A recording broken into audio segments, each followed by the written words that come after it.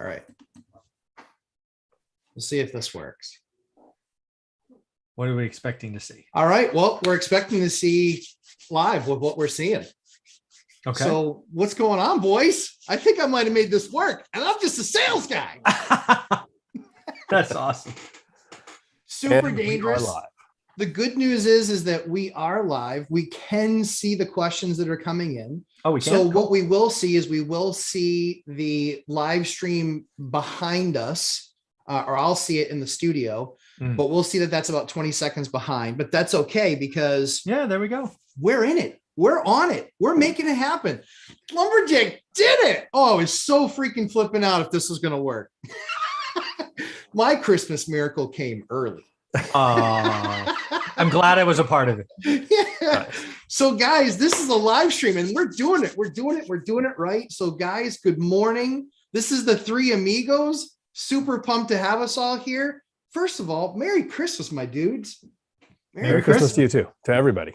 Yeah, to everybody watching, hanging out with us on Christmas Eve. Yep, we get to see, now I'm just getting to see all this stuff. And man, we got a bunch of good questions already. Holy cow, I'm going to need to get a second monitor sometime soon. That is definitely in the budget.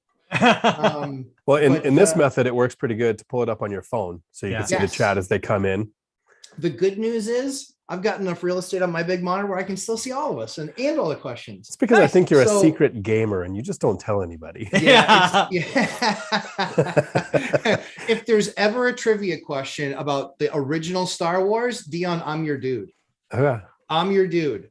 In commemoration one year of my birthday, when I was a teenager, I watched, because I was born in the year 1977 when the movie came out, I watched it 77 times that summer. So this is my actual, I'm in my office today. This is my actual desk. That's my phone. Shut up. Yeah. It's Bluetooth, hooks to everything, and then it plays. It might be really loud, but this is my exit music when I leave every day. You guys. That's magnificent. My poor office staff. It plays for 3 minutes when I leave. So what I'm actually, I might not get a Lambo and I might just wait and save up for a TIE fighter. Oh, there you go. There you go. Yeah. Except there's no place to park the TIE fighter, I mean, it's very, so you got to buy more real estate. I was going to say, clearly I need an airport hangar. Yeah, exactly. That was something I was looking at for about 6 months. And I was like, what am I doing? I just need a place to land a helicopter. Yeah. Silly me. So guys, we've got questions. We got people jumping in.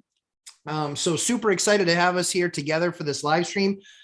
No pressure, but I did set it up for 2 hours just in case. I know that we, especially if somebody talks to me about a certain channel, I can go for 2 hours. The live stream, Mr. and Mrs. Lumberjack, was a lot of fun last night. Dan, thanks for showing up.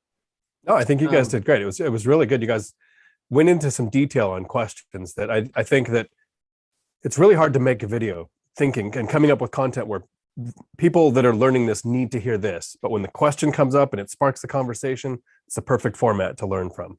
Yeah, completely. We love it. It's been awesome. We've actually had couples showing up and people sharing it with husbands and wives, and it's awesome. I love it. So really, really, really cool. So let's jump into the highs and stuff real quick, and then we'll cover any topics you guys want to cover. But Theta Hedge Capital, howdy, happy holidays to you guys and your families. Thank you, Theta Hedge. John, Texas, Merry Christmas. Dion Financial Talk. Hey, howdy. Wolfmaster 82, Merry Christmas. Brent Denner, Merry Christmas, Three Amigos. Jermiel Diaz, happy holidays, Three Amigos. Dan Hunter, hello. Thanks for spending your Christmas Eve with us. We're happy to do it. If not, we'd probably be doing this private and just hanging out. That's what kind of works. Chester Williams, good afternoon, gentlemen. Rob, howdy. Chester Williams, this will be on in BG for a little bit. Oh, background. Merry Christmas. Yep, good. Hey, you know what? Nothing like inviting people over for Christmas Eve and having them get a real estate education in the process. Jermiel Diaz, awesome phone. See, already fans of the TIE Fighter, Dion. Anthony Rosales, good morning from Mike's channel to the Lumberjacks to Dio's. Let's do it. I agree. Let's do it to it. So, Michael, I watched your daily financial news this morning. Mm-hmm. It was good. Any other thoughts? Thanks.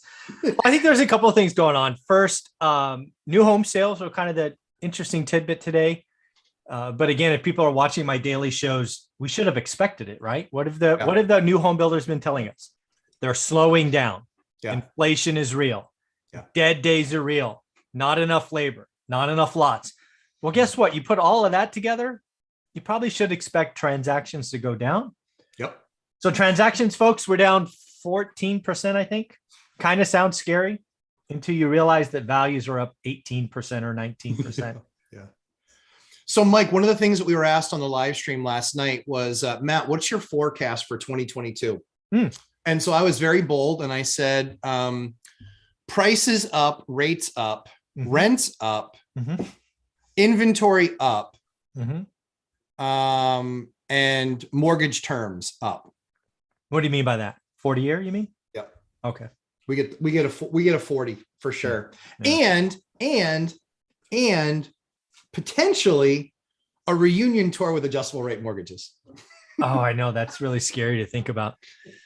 Yeah. The fact that bankers now are pushing, again, not all bankers are this way, but enough of them are, in my opinion, for this statement to be true.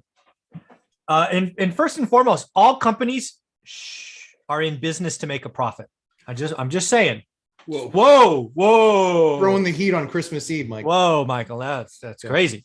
And if we don't know by now, banks make money when they originate loans. There's a lot of fees. They don't make loans holding them for 30 years. They just don't. And it's really hard to make money when you're giving away rates at 3%. It's just tough. And I think banks are forecasting. The only thing that you didn't say in your forecast next year are transactions. I think transactions are down. Yeah, I agree. Yeah. And that means less loans. And oh, by the way, if you watch me and Matt, the mortgage guy, you know that I think he said it was 72% of loans have been originated in the last 2 years. That means refis are going to be down. Absolutely. Huge. Of course. So if you are a big box technology-based mortgage company, you are going to lose. You're going to lay off a lot of people. Better.com is not it might have been the first, but won't be the last. It's going to be a very tough business to be a mortgage broker because a lot of you got fat, dumb, and happy and lazy. It was a good time while a good time. And guess what? The party's over. And I think the same is for real estate agents. I think a lot of real estate agents, there's a lot more of them now than there were 2 years ago. The easiest thing to do was list and sell. It's going to be a different market. So I think transactions are down. Everything else you said, I think is a layup, frankly. But I do think transactions are down. Yeah, there's one aspect that people haven't thought of as you know, Mike said, the evil side of business is that you're trying to make money. So it might not be good for lenders in the next 6 months to a year, but here's the thing that investors really haven't thought of. And this is something I get from owning and operating a business. So I'll relate running that business to running a portfolio. Right now we're seeing inflation. And most people just say things are costing more because of XYZ. And what they're forgetting is that a lot of this inflation is due to bottlenecks. Yeah. Fuel prices doubled 250% because we close a pipeline. Not because there's less fuel or because there's more demand. It's because the source of the fuel got limited. So I run a truck driving school. Fuel prices go up. Prices go up. We've had 2 price increases in the last year, first time in 10 years. We haven't touched prices in literally a decade, but because of so much inflation, wage inflation, we've done a 20% raise across the board. Fuel costs. Wow, 20 points. Right. So, we were in Washington State. The person sitting at home on unemployment was making $720 a week. How do you compete with that? To draw people off of the couch into work, you had to compete with $75,000 a year to sit on unemployment. Wow. Yeah. So that is a bottleneck. That extended and extra unemployment only lasted for the year. It's not going to happen next year. So businesses are increasing prices. Property portfolios, we've talked about it several times. Rent increases are 20 to 40%. I talked about it yesterday. I had just had Section 8 add $360 to a tenant where they had previously said, we're not going to budge. And when I showed them what rents were happening in the area, because they go off of historical data, and they saw, well, that's the current rents, they raised it for me they sent the confirmation email through which is here. So prices go up like rockets. They don't come down. No, that's Next called year, that's so- called inelastic. property, paying a handyman costs more. Your taxes went up this year. All of those things that factored into rents going up, wage inflation happening, causing rents to go up. Next year, if fuel prices come down, rents are going to come down. If rates go up and it costs more money to purchase a property that you have to invest, rents aren't going to come down. So the people who own currently the appreciating assets are going to win last year, this year, and next year. Definitely. Yeah, there's no question. Absolutely Yep. right. I agree. So we got some questions, boys. So Journiel Diaz, I was thinking of purchasing long-term hold with hard money, then burring out in a couple of months. But is there any way around the 6-month seasoning period to pay it back sooner? I think we're looking at refer to the paperwork, right? Because usually there isn't. And I mean, guys, it depends on how it depends on what you need, right? Most people doing this want to get all their money back. If your goal is to get all your money back, then you got to wait 6-month seasoning period. That's what FHA and all the lenders want. correct. However, if you're in a state where you just need to purchase money back and you don't care about the repairs, right? You just got to look at the process, right? If you want to get the value of the BRRRR, right, the repair, and you want that, you have to have a seasoning period. You certainly could go to a non-QM lender, but then you're not going to get the best rate. So it's like, what do you want? Do you want the money back a little sooner, or do you want the cheapest debt? The problem is rates are going up, right? So you talk to a non-QM lender where I got loans at 3.99, now they're 4.25, right? They're already adjusting rates. So if you can go to a non-QM lender like Velocity Mortgage that I talk to every Friday, if you take copious documented notes of what you did, like receipts, they could do a valuation based on purchase and upgrades in less than 6 months. But again, it's give and take. Do you want the best rate? Do you want your first 10? You want to go to Matt the Mortgage Guy? Well, then you got to wait. The rules of the game, you got to wait 6 months. If you want the money back faster and you could pay a higher rate, go non-QM. So lots of people want both. I want all my money back and the lowest rate. Well, 6 months. You can't have everything. And if I can give, then you're likely go ahead, Matt. Then you're likely rate risk, right? Like, Yep, I mean, exactly. 6 months, that's falling into that's June, 1, July. 2. Yeah, it's 2 rate, yeah, it's right? not, yeah, that'd be my concern. Go ahead, Dion. Right. So, and this is the most common mistake that people make with the BRRRR method. When you purchase a property, you look at the comps and you think this is 4 units or less. So 5 units or more, yeah, it's on net operating income, but 4 units or less, you base on comps. When you're buying a property, it's a little easier to get the appraisal at your asking value because the appraiser has an actual human right now today with an offer in hand saying, I want to pay this amount of money for that property. So that factors in. When you go to do the BRRRR method, there is not an offer to buy the property for your offer price of what you're asking to refinance out. You bought it reduced even though it needed work. So the appraiser is generally going to use comps from 6 months before your purchase price, not from when you go to refinance, but 6 months before your purchase, when you acquired the property. So if we've seen a great amount of appreciation in that 6 months before you acquired the property, you're probably going to come under on your appraisal. So a lot of people think, I found a horrible appraiser. He won't give me what the comps are. Correct. There isn't somebody buying your property. That would change what the appraisal would be. So be really careful that you're estimating a good buffer in there with comps based on what they were 6 months ago, not what you're expecting them to be 6 months from now. Yeah, most BRRRRs blow up because you don't understand that a purchase money appraisal is different than a refi appraisal, and they are markedly different.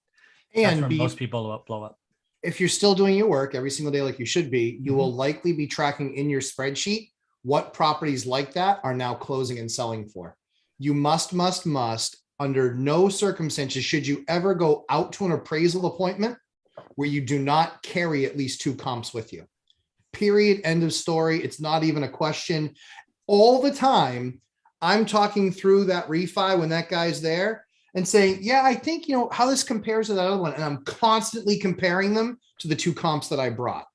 Because the only thing I want them thinking when they walk out that door is, man, this guy knows his market cold. He already brought 2 comps. How can I not at least use those 2 and maybe add another 1 or 2, but how can I not at least use those 2? I have been through this process of cash out refis. I have done it almost 30 times. And that is my process every single time. It never deviates from that. And that's why I think maybe in all of those times I've been disappointed with the refi twice. And I was able to prove in both cases that both of those appraisers didn't do their job. That I actually did a better job than they did in assessing what my property is worth. And so I told the bank, I said, listen, next time, don't charge me the $1,000. I'll take care of it. And I'll give you a report on what my property is worth. And they laughed and they said, we're not going to do that. And I said, yeah, that's not our process. They said, you're such a bank. You're so rigid. All right. So the next one, Rob, this one's to Michael. Oh, getting ready to close on my SD duplex and inheriting tenants. I will be doing no cause eviction in March when the lease is up. Should I let them know now or just notifying at 60-day? Given that you're buying the property, I don't think I would be in a rush to notify them. You don't know what you've got yet. I don't think I would notify them. I mean, if these were tenants and I owned it for a year or something, I think I would give them a heads up, because you have that relationship. Today, you're essentially buying a building and getting tenants. Yep. I would certainly wait because you just don't know what you have. Yep. I agree. I would wait. Dion, any thoughts on this? I'm torn, actually. So Yeah. I try to give as and much give notice much as of a heads up. possible, because if the Exactly. person moves out sooner, then I can up my timeline on when I do the rehab, when I get the new tenants in there. Personally, I would use the binder strategy and keep the tenants, have them raise the rent without me having to do the rehab, but I'm super lazy and it works for me. The problem with giving them as much early notice as you can, and it's not a no fault eviction, it's a non-renewal of lease. You're saying the lease is ended, we're not renewing. So there's no Right. eviction, no court process or anything. That's when you could trigger the person going, fine, don't renew the lease. And I'm stopping paying now because I've got to save for a few months to have my deposit and everything. So if you can't handle a few months without rent, more than you might need to, I would wait until the 60 days. So what I have done in this particular case is I have actually done the binder strategy as the way to get them out. I said, hey, go ahead. I was going to say, so what I did was I basically said to them, this is what the number is going to be. And instead of, and then I use other market rents to support a really high number. And I said, this is what the market is going to be on this unit. So I wanted to make sure to have that conversation with you now and, let me know what your guys' thoughts are on that and what you think we might be able to work out. Yeah. The other thing we don't know about this scenario, I was just reading it again. Please. Maybe he's going to evict him because he wants to remodel the unit. So binder strategy doesn't work. Well, but here's the reason I do it, right? To Dion's point, I might not want to spend 10 G's or 8 G's on the unit. Yeah, so if I can get them to pay the number that I'm thinking I might get with it done. Yeah, with no repair. Yeah. Yeah, you win, double win. Cool. You can stay. Yeah. Right. So recently I did a post in a Facebook group where I normally just go there and listen and I don't talk because they're pretty rough in there. It's called Fat Fire. So Fat Fire on Facebook is supposedly the rich people when they talk to each other. So I just kind of listen. It's kind of entertaining. Fat I put the binder strategy in there and I was like, look, I think if you have rentals, go crash a party. I'm gonna I was go like, look if that you up have right rentals, now. here's a way to get your rents to go up. And the trolls come out of the woodwork and just attack you and just say all kinds of horrible, cool things that I'm going to save and say to someone else in the future. But you're going to save and tell somebody else. People say things like, well, what do you do if the tenant insulting. doesn't ask for the rent to go up? Well, it's never happened. And then they say, well, what if they won't ask for the rent to go up? Then you're in Matt's shoes. You're like, well, that's what I needed it to be. So now I'm not going to renew your lease. Exactly. I've never seen it. And it's never happened with an investor that I've worked with. But the worst case scenario, if it blew up in your face, is you are where most landlords start from, where you're just telling the tenant there's either going to be an increase or you have to move out. And so maybe both options are here for this question. See what they would pay before you don't renew. They might put it where he wants it and he doesn't have to spend the money on the rehab. Maybe. I had a unit that we just did this on and I got $100 less than my number and it was going to be a $15,000 rent out. Yeah, but the key is, again, he's talking about, so he knows he has to give notice at 60 days. Yep. If he wants them gone. Right. But so he's going to close, let's call it January 1st. So he's basically saying, do I tell him in January, which is 90 days early? Yep. Or do I wait till February 1st? My answer is you don't know what you got in January. Agreed. Agreed. I would, like what I would do is I would do it probably a week before the 60. Sure. do the binder a week before the 60 and then see. Because even 3 weeks, like, Yeah. I sent out I actually have a letter that I just did because we had to do a bunch of notification of where your new landlord. We actually just closed on a deal on Wednesday. So we had to do a Nice. bunch of that stuff. And so I'm actually going to Congrats. send that out to a bunch of folks. Oh yeah. Thanks. Is that the one that took you over 100? That is the one. No, the one I have 2 under agreement that takes me over the 100. That one that I bought is the Lamborghini house. And I'm wearing my Ferrari sweatshirt. And just so you know, the only Ferrari I own is this. Thank God for having a tenant that worked in the store that sells this gear. There you go. She's like, hey, you like cars, right? I was like, I do. She goes, I can get you my discount on a Ferrari sweatshirt if you want. I was like, I do. Take it off your rent. Well done. Oh yeah, it's good. It's good. All right. So, but bunch of good questions too coming out. All right. So, all right. That was Mike's, Nakodon Don from Colorado. Merry Christmas to everybody. Merry Christmas, Don. Chester Williams, Matt, you and Ashley knocked it out of the park. I'd like both Michael and Dion's take on the long-term debt cycle. I agree with Matt's assessment that everything is up but transactions and refis. So what are your guys' assessments? I think we covered it a little bit, but let's dive in. Michael. Oh, Michael. So again, the long-term debt cycle, are we talking about, or are we talking about my forecast for 2022? Long-term debt cycle. So he wasn't forecast for 2022. It was more kind of long-term debt cycle, kind of what your guys' thoughts are on that. Yeah. So when I hear people say that now and again, I don't have the context of yesterday's conversation. I think they're talking about Ray Dalio and his concern, right? So exactly. I read his first book, thick read, and I'm an econ guy. I'm into his second book about 25%. It's he has an opinion, and his data seems to be skewing that way, which always makes me nervous, right? It's like, always buy gold, Peter Schiff. Like, there's never been a time not to buy gold, Peter Schiff, like ever. Like, are you sure?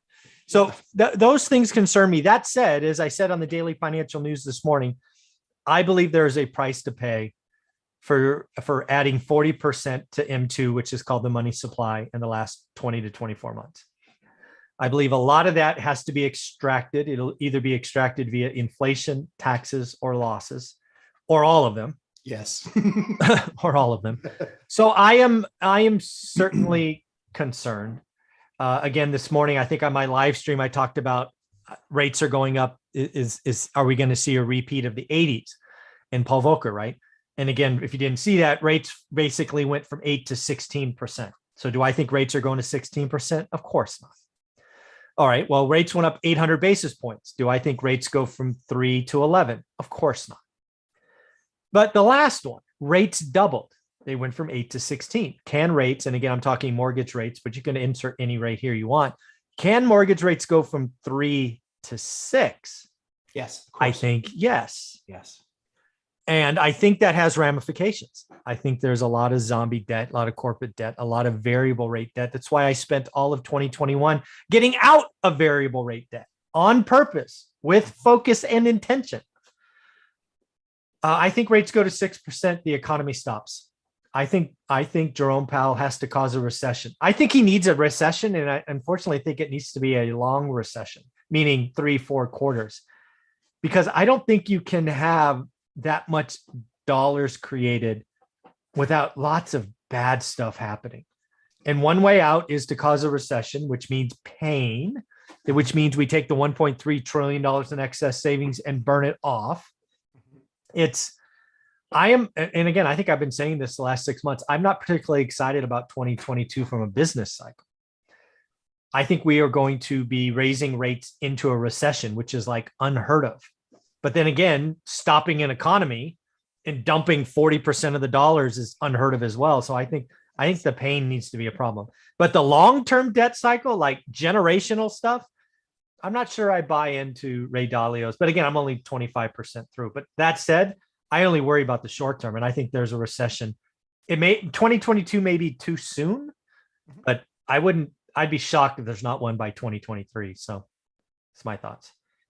Okay, so I'm glad Mike's here, because I want to ask a couple questions of an econ guy, because I'm not an econ guy. When it comes to long-term debt cycle, I have the complete layman opinion of, if you have 30-year fixed rate debt, things are costing more, rents are going up, but your mortgage stays the same, you're winning. You go to an adjustable rate mortgage, long-term debt cycle, you're screwed. Like that's the technical professional opinion. I think that is exactly correct. Clinical diagnosis, perfectly done. But let's step it back one step further to remember, it's hard to remember what it's like to not know something. So here's a concept that not a lot of people have thought. Mike, econ guy. If a bank is charging you 4% interest on a mortgage loan, what percentage of that is their profit? Because the Fed sets a rate. So from that rate to what the mortgage is, about what do you think that would be? 1%, 1.5%? It's between 1.5% and 2%. And again, they move that around based on how nervous or scared, because again, inside profit is loan loss reserves, right? Correct. So again, so it's somewhere between 1.5% and 2% usually. Okay. So, and then it's also based on competition. Of if course. this bank says we're going to charge this bank says, well, we could squeeze our margins down here and be at least competitive, That's right? right. So they're playing with what they're going to profit. Yeah. If a bank is charging you 8% interest, Mhm. how much of that is profit? It would probably be 1% to 1.5%. It'd probably be on the high side of that, I would guess. Because again, It'd if we're probably going grow to, because it scales. yeah, it'd be, it's Okay. still, I don't believe that banks profits. I could go back and look at this and make sure, but I'd be shocked if it ever got above 3% because of competition.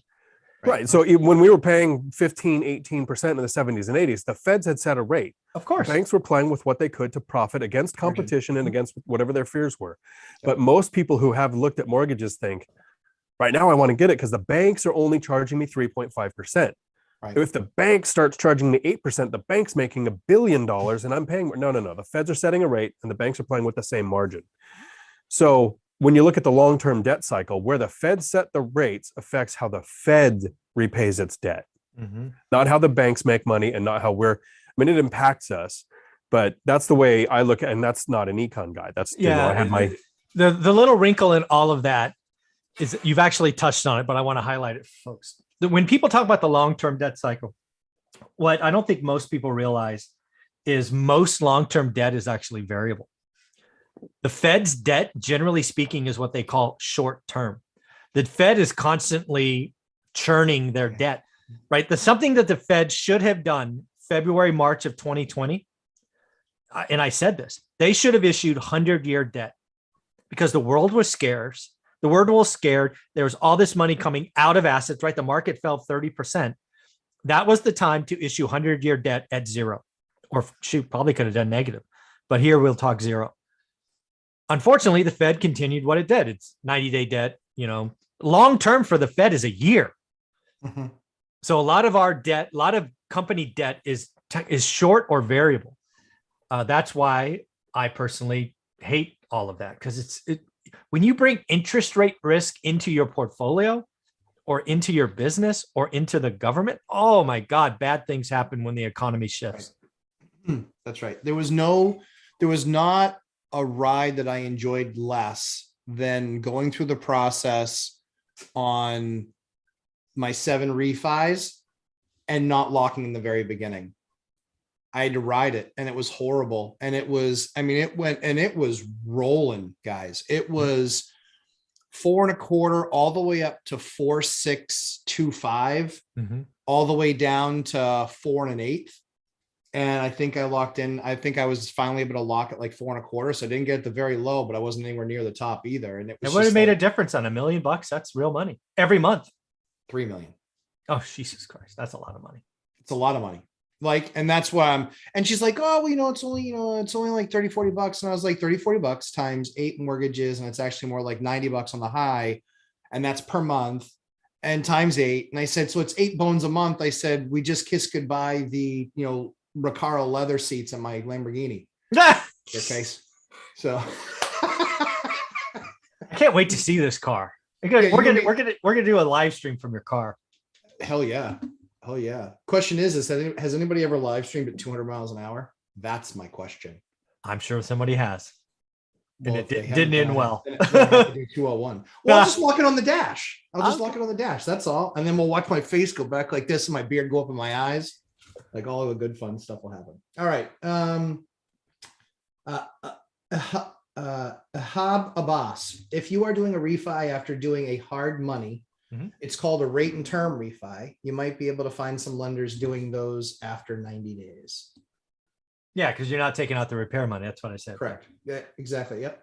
Theta Hedge Capital, is there a video on using binder method for Section 8? My local office won't budge. So Dion's experience was they budged. My experience was they didn't budge. I have a binder strategy video on my channel. It's Section 8 how to. And Perfect. it's dependent on your county because most counties are run by a housing authority. Some counties are run by a nonprofit. And it depends on what government, I don't want to call it cog in the wheel, but it's like the person in that position.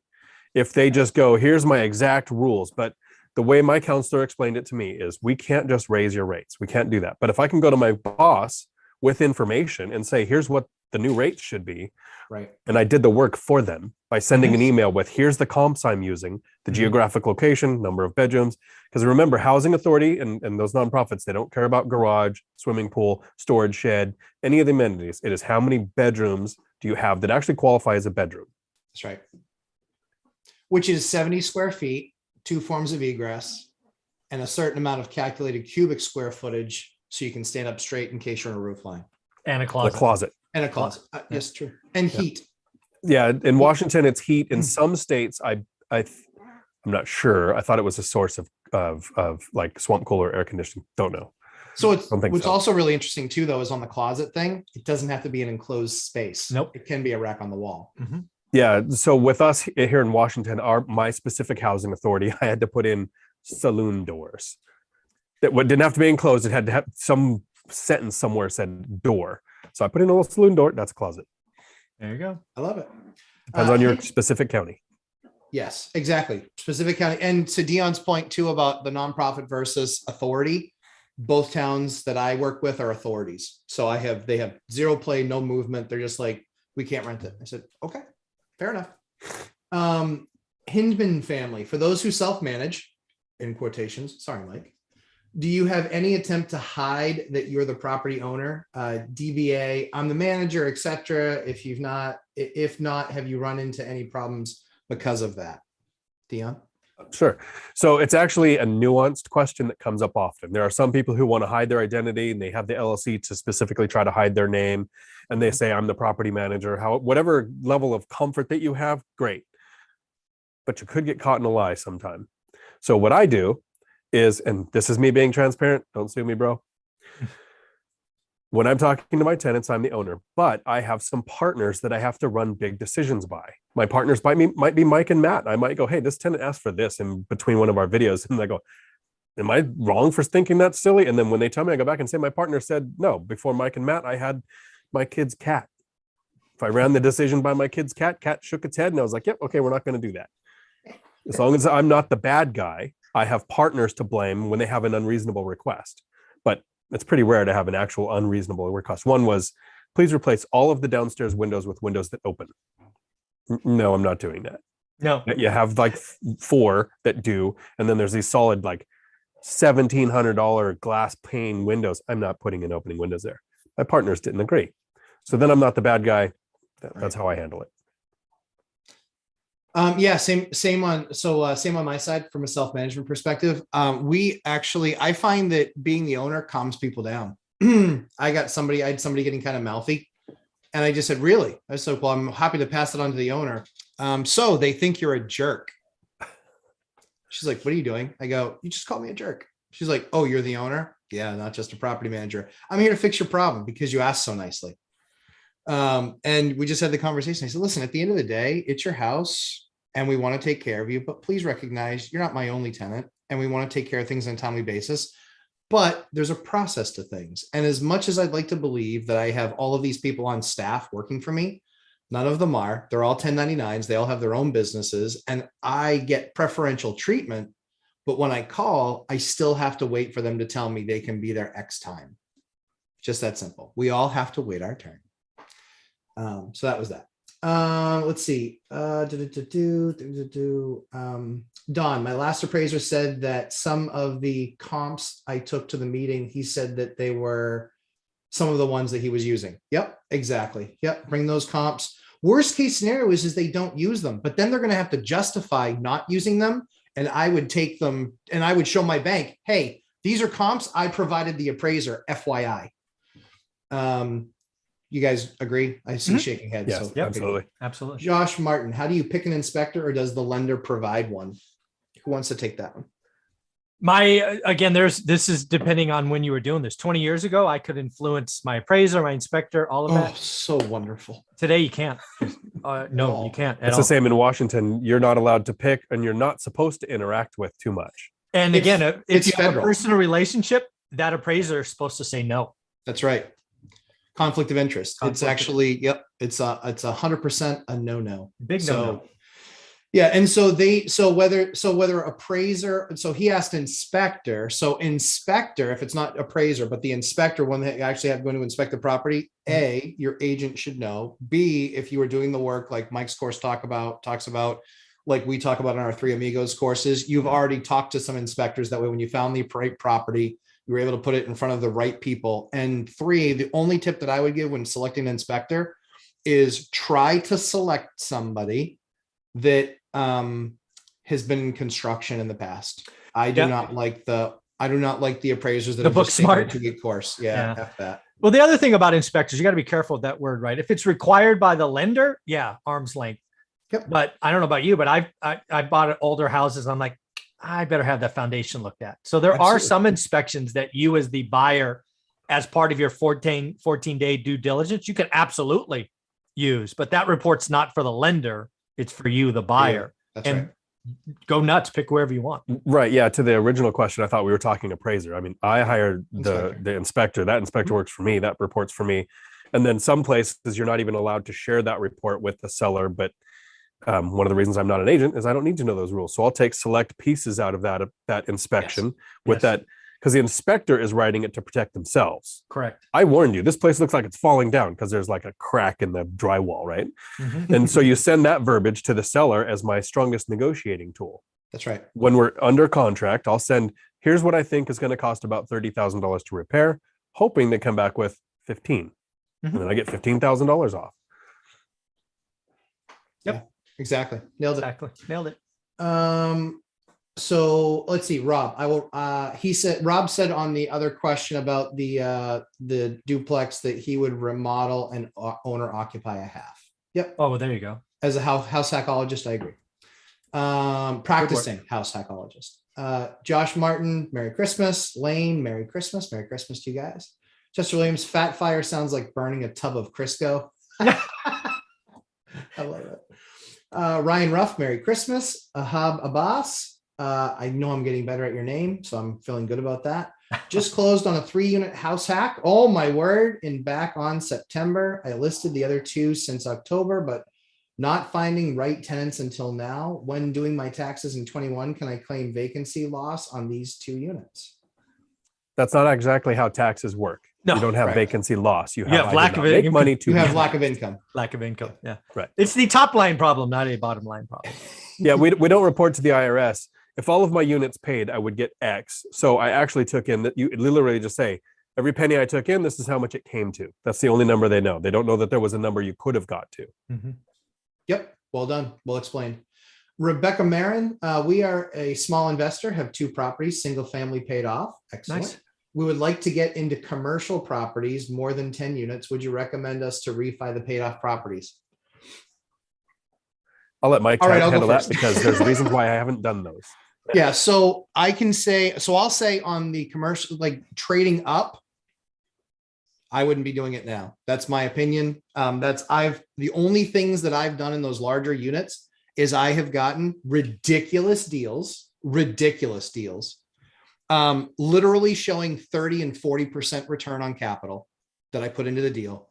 Those are the types of commercial deals that I'm doing. And sadly, they were before Velocity Mortgage. So I am literally waiting for those 5-year 5, 4, 3, 2, 1 penalties that are on any commercial debt, where it's you basically pay 5% of the note if you refi it within the first year or take that mortgage away from them. Mm-hmm. So I personally believe also that when you get into that commercial space, you are no longer a small fish in a small pond like you are on the residential side with a couple rentals. You're now small fish in a massive ocean.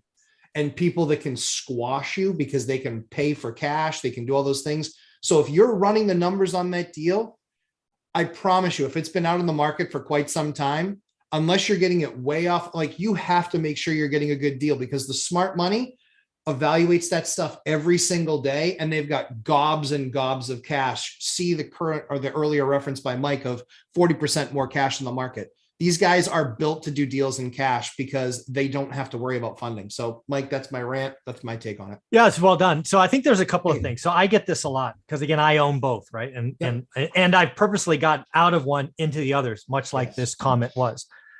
There's a couple of things. First and foremost, there is a very well-known social media expert out there who has a saying that bigger is better. And kind of full stop. I personally believe that bigger isn't always better. I actually believe in the same spreadsheet that I use to evaluate houses, you should evaluate multis.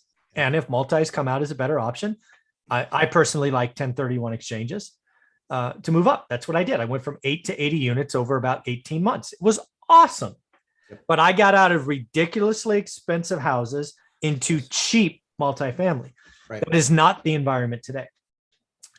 I sold some C-class apartments that needed hundreds of thousands of dollars in immediate investments at a stupid low cap rate. That stuff is still going on today. Yeah. I do not like buying stuff at peak prices. So what I would tell someone today is A, do you just believe the bigger is better? And that's why you want to go commercial because you want to flex and do all of that. Lots of people do, right? Grant Cardone said bigger is better. And he's the man and he's a billionaire and he's got a jet, an airplane, or a helicopter, or in all the cars. Bigger is not always better. It's just not. Put it in the same spreadsheet and compare. And if you get 8% on a house and 40% on an apartment, go buy the apartment. If you get 12% on a house and 4% on an apartment, buy the house. All of that. So then there's this speak to you. Yeah. And then let math speak to you. Then the other thing is source of capital. You have an asset that's free and clear. You can keep it. It's producing lots of cash flow. You can refi it at an LTV of 50% and still cash flow, get cash. Or you could do a 1031 exchange, right? Again, do the math and the math will set you free. The biggest thing that I'm concerned about is too many people simply believe bigger is better. And I've owned these and it's just not true. It's not. You can actually overpay for an apartment building, folks. I know it's shocking, but it can happen and it's happening today. Yep, totally agree. Dan, any thoughts on this one? For me, it's always lending that stops me in my tracks. I like 4 units or less, 30-year fixed rate debt. No loan reevaluation period. At 5, 7, 10, where you might have a bad NOI year and they go, yep, you can't refinance. So you either need to find someone else to finance with or sell it, or your interest rate's going to X or you need Y. to cut me a 6-figure check to get it back to level. Yeah, that's going to be, that's where all these LPs are going to get eaten for lunch. That's right. And I think the other thing that's really important in this regard, right? Network is your net worth. If you have a bunch of deals with that bank, they are likely going to work more with you because they're not going to want to upset the apple cart on the other assets that they own. True. They will likely work better with you. You'll have more leverage yourself. Absolutely. Yeah, exactly. I've already got my letter drafted for 37 months from now. You know, I'm just like, I'll send it to them 37 months from now to preempt any ridiculousness. Right. So if you have 90 or 100 units, and then you have a 12 unit or an 18 unit that you have on commercial lending, you have the bandwidth and cash flow to handle something random weird happening in 7 to 10 years. But I have 16 units. Sure. If I had 16, sold 8 to buy 20, and that's my big, huge thing that could completely sink me in 7 years. That is not the right thing to do. No, Dion, you're dead on. That's exactly what Mike was saying earlier too. He said in his live stream, I can't remember which of your live streams, Mike, this morning. The second one, that don't get wiped out from one. Yeah, don't get wiped out from one deal. That's what scared me from commercial for so long, was because I was doing dupes, tries, and quads, and I was making great margins. But if I had to put $300,000 or $200,000 down on a big 10-unit building, I was like, that was a big number. That was a pucker factor. Yeah, of course. Yeah. So totally agree. Great feedback, guys. Jamil Diaz, is there a specific way to pay contractors to ensure they finish the job to your satisfaction? Yep, there is. It's called, you don't get paid until you're done and I sign. You have to pay usually for materials. One of the things that I've done is I talk to my contractors and say, listen, I will pay you to work up the quote. but I'm not going to pay you for materials. I'm going to pay for the materials because I already have accounts with these big places. So I'll get the account. I'll sign up for the account. I'll do all the paperwork. And then you say, here's what we need. I don't need to pay you 10 points to place my order. I'll pay you the 4 hours that it's going to take. I'll pay you your rate for the 4 hours it's going to take. And because I don't want to shortchange you, but I'm going to pay for the materials. I'll make sure that they're delivered when you're telling me you're going to start. That way I control that. I control how much I paid for them. Then they're starting, and then they get progress payments. When they're halfway done, they get paid, but they were out no money. The guys I love are the contractors that tell me, well, hey, I started the project. I really need half the money up front. You don't get anything up front because I paid for the materials. You didn't work half up front. So as soon as you hit the halfway point, I pay you. The key is, again, network being your net worth, having that relationship with contractors where they know as soon as they finish halfway point, or what's agreed to is halfway point, or a third of the way. Sometimes it's third, sometimes it's half. If it's a really big project, sometimes it's quarters, but it's talking about what that gate is. When you get to this point, I will pay. One of the reasons, and the very few reasons that I like doing construction loan deals with banks, is because they hold the purse strings. And then I just say, listen, you want that money as soon as that job's finished and inspected, because they will typically put somebody on that project that's a construction manager. That person will basically go between 5 and 6 times during the course of the project, and they will charge the bank, and the bank has already charged you for it. It's usually a $300 fee. And they will go and they will check the process. They will check and look at what's been done. And then you fill out all the paperwork, you submit to the bank, and then the bank cuts you a check saying, here you go, here's your check. You can disperse funds to your contractors. Did I miss anything, Mike? No, I think that's it. The only other thing I would say is something I have done with my contractors that I've done multiple jobs with. Now, I do not recommend this the first time, second, or even third time you use them, but I actually have the people that did my 58 flips. I think one guy did like 38 of them, right? More than half. I paid him every Friday, but I knew what was happening every week. Right. Every Monday, we knew what the jobs were for Friday. The couple of times he missed, he didn't get paid. But yeah, it just, so with that one exception, I usually pay quarters. I buy material as well. I pay quarters. And I always hold the last 25% until after I've inspected it. That's the only one that they won't get paid right away. Yep. It's usually, I do commit to walking at 48 hours from completion, but yes. Yeah. Dion? So on my channel, I try to make a video when I get the same question 5 or 10 times. I like, okay, enough people want to know this, because there's a ton of content that I want to make that nobody cares about. So I don't want to make videos that people aren't going to watch or wouldn't want to watch if they did. So I've wanted to make one on how to deal with contractors, but I rarely get the question. I don't know why. Maybe people don't think of me as the source for that. So there's 3 things I look at with the contractor. The first is I like to get my contractors off of Thumbtack. So once you have a relationship with one, sure, you've got it worked out. But if you get them off of Thumbtack, you can find contractors, get quotes, and read reviews. You're going to get reviews from other people who've like a Yelp, but just for contractors. Right. And the most important thing is that contractor knows at the end of the project, you are going to leave a review. That's right. So I've had no bad issues with my contractors off of Thumbtack yet. The second thing is knowing that if you go to your local Lowe's or Home Depot or your local flooring store, Lowe's and Home Depot do, but most of those kind of stores will have a contractor's account where you give them your phone number and your name, you're in their system.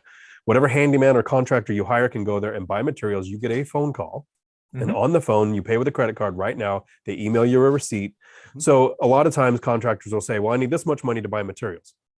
Well, that materials might be their chop saw because it's old and they don't have one for this job. Well, I'm not buying them a chop saw in this deal, but that won't show up on my receipt. So it kind of makes sure that I'm only buying the materials for my project. And the third thing is I like to tip. If a handyman comes and does a $300 job and he says it's $300, great. Here, I Venmo $350, right? So there's going to be a tip. Anytime a project is large and I've got a time concern, I say, I tip. Every time we do anything, I put a tip on there. The tip is dependent on this date. There's no date, no tip. And if it even takes longer, then we're going to renegotiate the price. I've never had a time date problem. I've pretty much tipped on every project I've ever had a contractor do. So that is what will be in my video if I ever get the questions enough to make it. I can tell you I've never tipped as a rule. However, when I was doing my flips, I gave them part of the profit, not a lot, but some of the profit on the back end once it was done. Yep. So I've done Mike's. I've not done Dion's. Yeah. So in my area, the handyman and the smaller contract, because I don't do rehabs. Like if I probably would, I don't know if I would tip with like a $20,000 deal. I don't know what that would look like. What it would be an insult to give them $100, right? Yeah.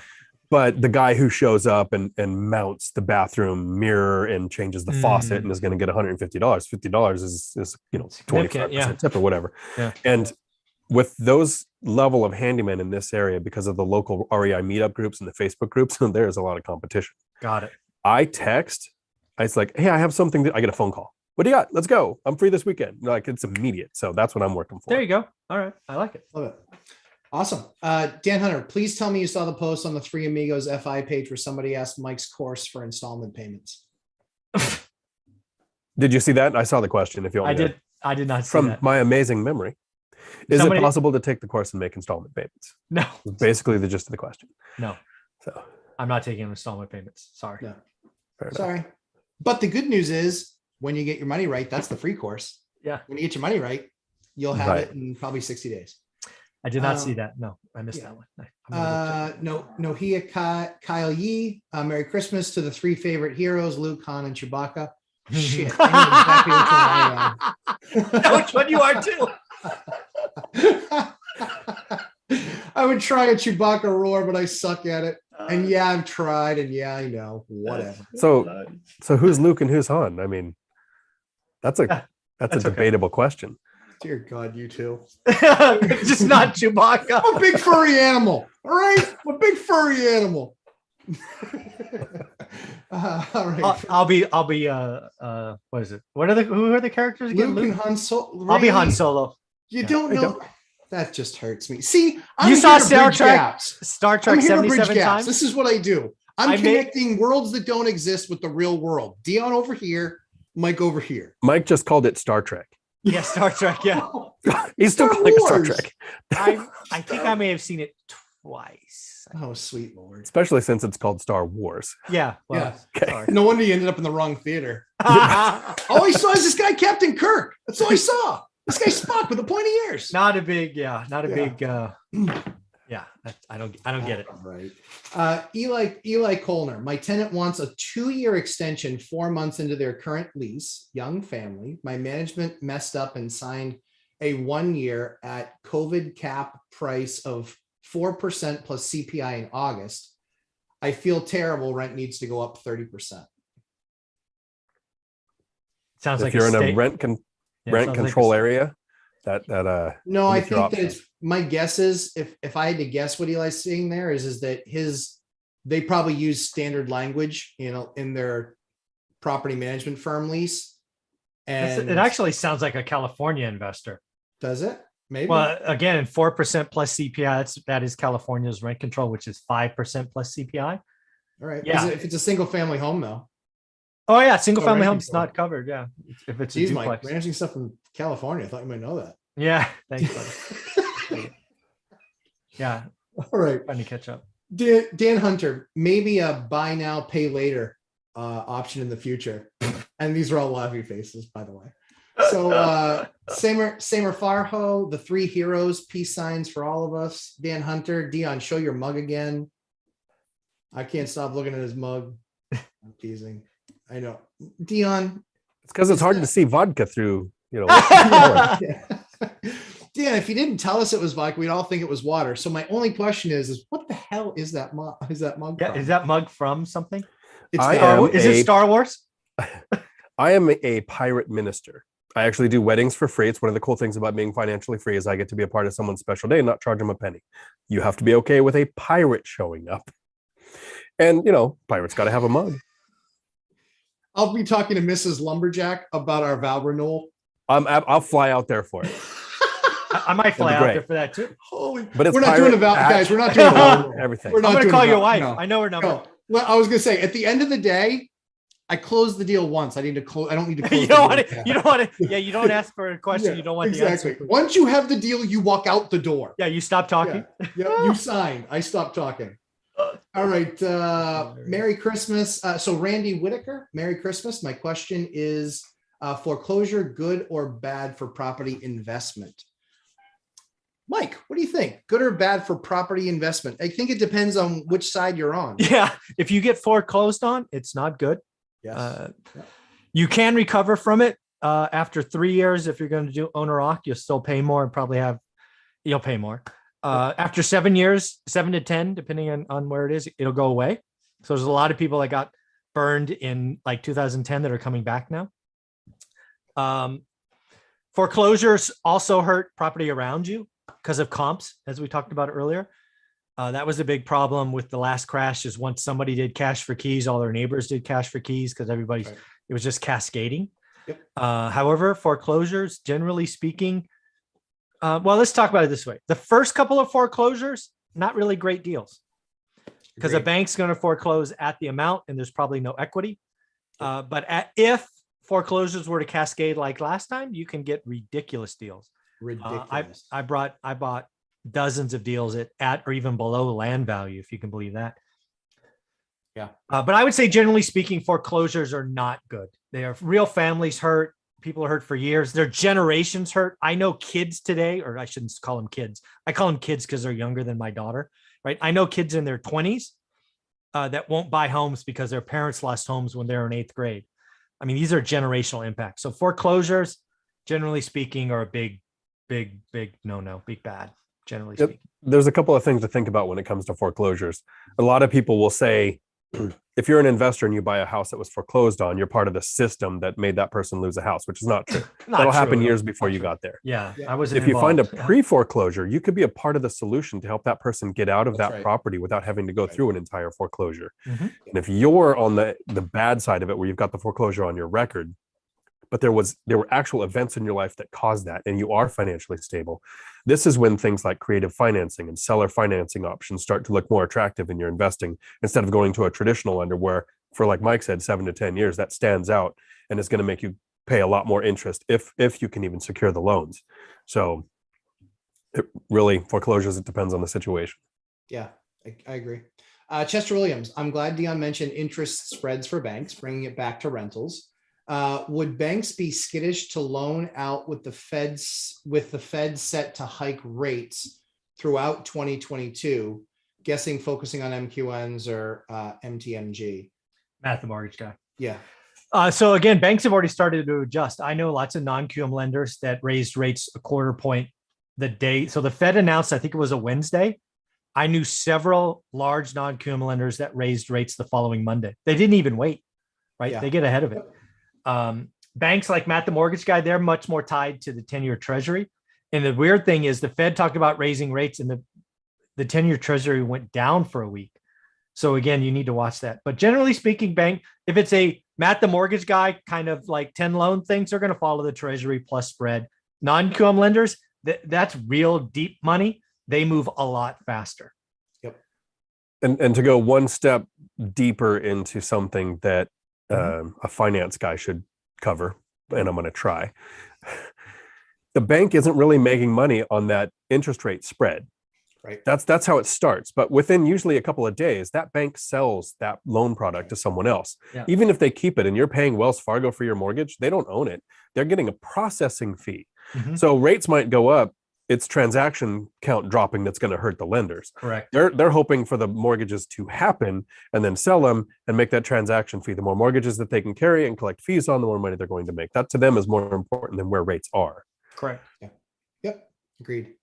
Jermiel Diaz, how do you do seller financing with agents involved? By the way, thank you, Dion, for sending me the seller financing letter.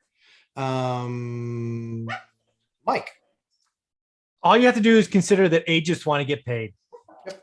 So realize that an agent, generally speaking, is between 3 and 6%, depending on what that is.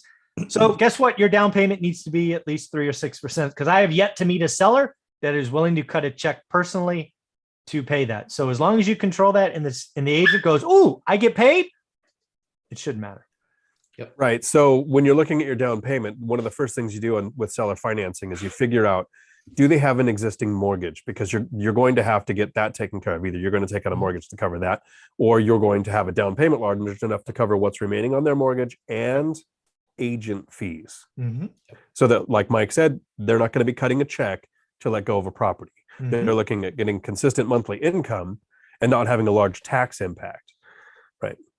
Yep.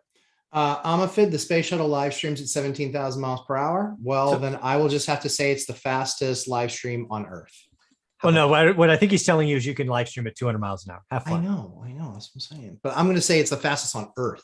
So I can't say it's the fastest live stream now, but I can say it's the fastest on Earth. On the ground. Yep. Got it. Yes. Got it. Yes. All right. Rob, Dion, Land of 1,000 Smiles live stream.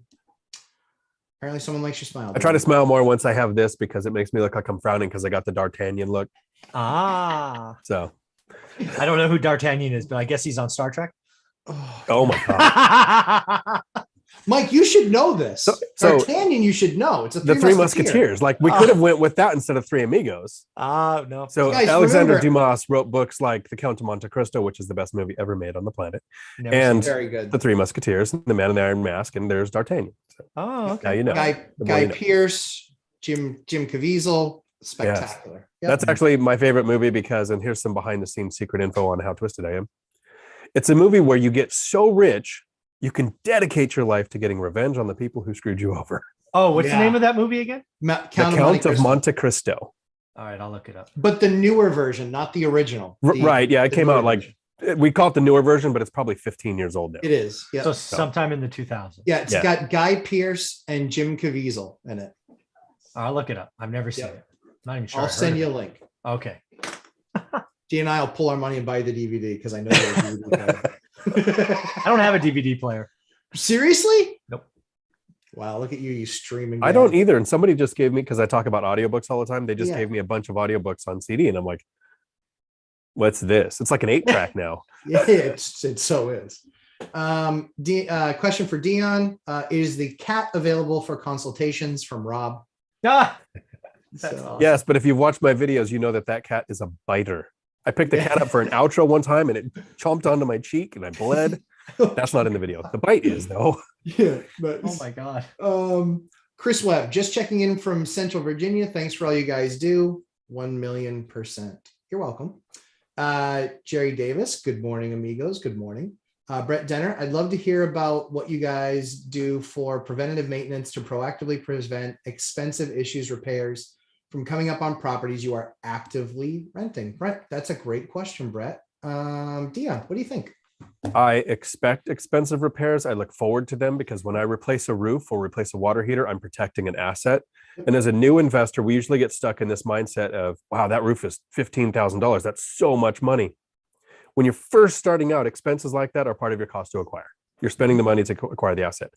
Once you own it, we calculate the numbers. You have principal, interest, taxes, and insurance, but you set aside money for repairs and maintenance. So over a period of months and years, you are setting aside, I do 10% of gross rents into an account. That account pays for those big expenses when they come. I don't care that I have a $15,000 roof expense because it comes out of that account that the tenants have been filling. And when I spend because I'm not investing it, but when I spend that money to replace the roof or do the repair, the rents refill that account. It does not impact cash flow. Cash flow is not touched by things that happen when something goes wrong on a property. As long as you have the discipline to continue to keep that account full. Once that account is full, I set aside $30,000 with 16 units. It might be bigger as the portfolio grows. And if I ever stop having a W-2, I might grow that account as well. But at 30,000, when that money comes down, gross rents fill it back up. When it's capped off, that extra money that would be set aside for repairs and maintenance doesn't come to me for spending on life. Sorry, I got the mic on today. It doesn't come to me for spending on life. It goes into the investing fund and speeds up when I can make my next investment. So when I do have an expense, the biggest impact it could possibly have on me is it slows down investing a little, doesn't impact lifestyle. Mike? All of that's true. The only other thing I would do, because again, I don't self-manage. So all my units get a walkthrough every 6 months looking for little things. And then the other thing I would tell you that I did wrong for the first 4 or 5 years is I was cheap and I was band-aiding things.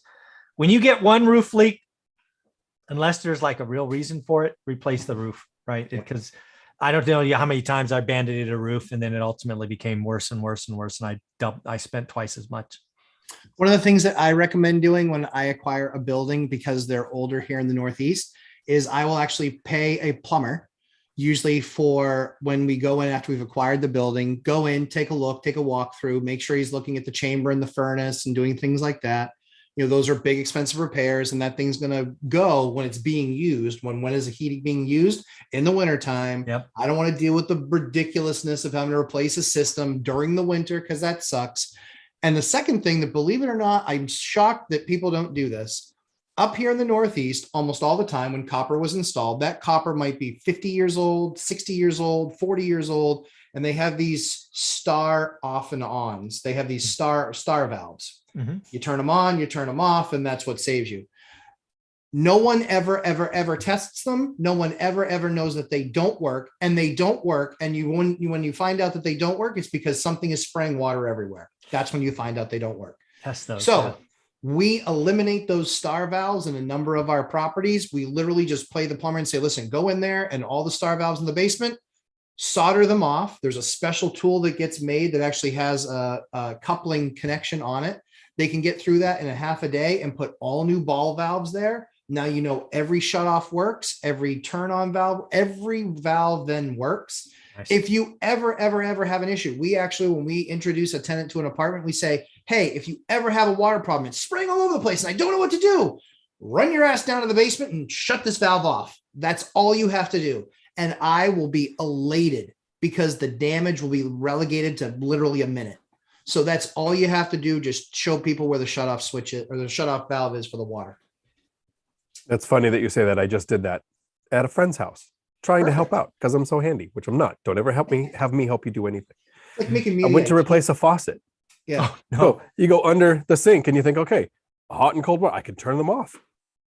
Well, it came off in my hand. Yeah. Oh, so star valve. Luckily, it was the hot water. So I Yep. run downstairs, turn off the valve on top of the hot water heater, which was a star valve. So luckily, it didn't break. Yep. But it was about a minute's worth. And then I just said, look, I'm going to hire a plumber. We're going to replace all of these. We did both bathrooms and the sink and the kitchen. And I just had put in new valves for all of those because they were the original old star valves. And I thought, put in new ball valves. And I paid for all of that because it was my water damage that I spent the day cleaning up after. Yeah. Good time. And literally the ball valves are like $8 and a plumber's 100 and something an hour. It wasn't much money, but yeah, not much at all. But it makes the world of difference, because I can promise you, the other thing too is a vacant unit where another tenant says, I've got water dripping in my ceiling from a vacant unit or something upstairs. And it's like, okay, cool. I can get there super fast. Here's the code. Here's a contractor code to the door, run in there, flip that valve. You know exactly where it is. It's just worth its weight in gold and not very expensive. So great question, Brett. Jerry Davis, Chris Webb, Central Virginia here too. Just them connecting where they're at. Nohia Kyle Yee scenario. Okay, guys, get your pens ready. Scenario San Diego threeplex. It's a threeplex. It's a 3-2 and 2-2-1s with a 2-car garage. Current yield is what? Negative 163%.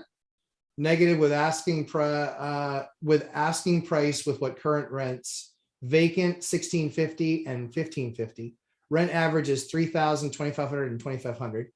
Low end. All units need lipstick job to get rents up and existing tenants out, or the binder strategy to get the rents up. I will need to cover the loss for at least 6 months of low rents and cost of repairs, lipstick work, with no guarantee I will be able to get the existing tenants out and get the market value. But if I am able to do it, my yield jumps to 48% at the low end. Do you guys think it's worth the risk? So there's a lot in that. That's a because lot. You're in California. So first and foremost, you can't do the binder strategy on these tenants. Right. Rent control will not let you. They're existing tenants. Rent caps will make that a big no-no because it's not a house. So the second thing is you can remove them, because it sounds like you're going to do a full remodel. That is one of the reasons as an owner you can remove tenants. Realize you will have to pay them to leave, probably pay their moving expense. That's, again, you get to thank Gavin Newsom. So add that to your costs. If this was me, I would, you sound like such a dick when you say these things. I would give the tenants notice. That's your job. Exactly. So what I would do is I would give these tenants notice day one. Again, if it was me, I would say, hey, I'm going to remodel the unit. I will gladly give you back your full deposit. No questions asked. I will pay you because in California, what you have to do is you have to pay them up to their, like if it's, what did she say? 1,500? or yeah, 1550. I'll pay 1550 of moving expenses. I think it's 60 days, assuming they've been there a year. I just wouldn't mess around. You can't use the binder strategy in California with that big of a difference. Then you have to be able to carry it vacant for 6 months. Also, I don't know where this is in San Diego. Oh yeah. Right. In San Diego, Yeah. Lots of San Diego's nice, but there's probably areas in San Diego that aren't nice. You're going to have an asset that's vacant that can invite its own troubles sometimes. I don't know San Diego at all, but yeah, I don't think you have any hope of keeping the existing tenants. I don't think. So one of the problems with rent control is it forces the owner to go up the maximum allowable amount every month. And if they don't, then we run into a situation where you have a property like this that doesn't cash flow and can't sell for what comps are selling for if they're vacant, because you can't use the binder strategy. You can't adjust rents enough to make it make sense. Yeah. So a full tenant flip on each unit is going to be basically a requirement. Absolutely. How long are they going to go without paying? How much is it going to cost you to move them out? Add all of that together, and that aggregate cost goes into your cost to acquire. Correct. And remember, your yield is when the units are rented out for that first year. How much did it cost you to acquire the property? What will your rental profit be? Divide your rental profit from the year by your cost to acquire. If it doesn't make sense, the deal doesn't make sense. Yeah. Don't beat it up. Don't beat up your chase Excel. the numbers, right? Yeah. Don't chase the numbers. Beat up Excel. Yeah. I don't know enough about this, but again, I have a lot of experience. I can carry a building empty for months. Yep. I can pay security to go by 6 times a day. I've done that. Yep. If the return was, certainly if it was 48%, even if it's 28%, I would do the deal. But again, that's a guy who's got several hundred units and can carry a building empty for a year without problems.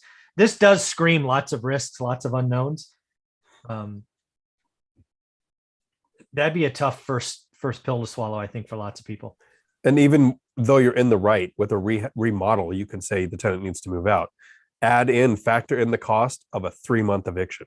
Yeah, exactly. Because that could be, to even make it legally right. Dude, California might be 6 months. Right. Yeah. I mean, hey, if you can hold, right? Yeah. If you can hold. I mean, that's probably why you're getting a discount. That's what exactly. You're getting a discount because but the discount is not out of alignment with what it should be based on what you're expecting to have to do. Right.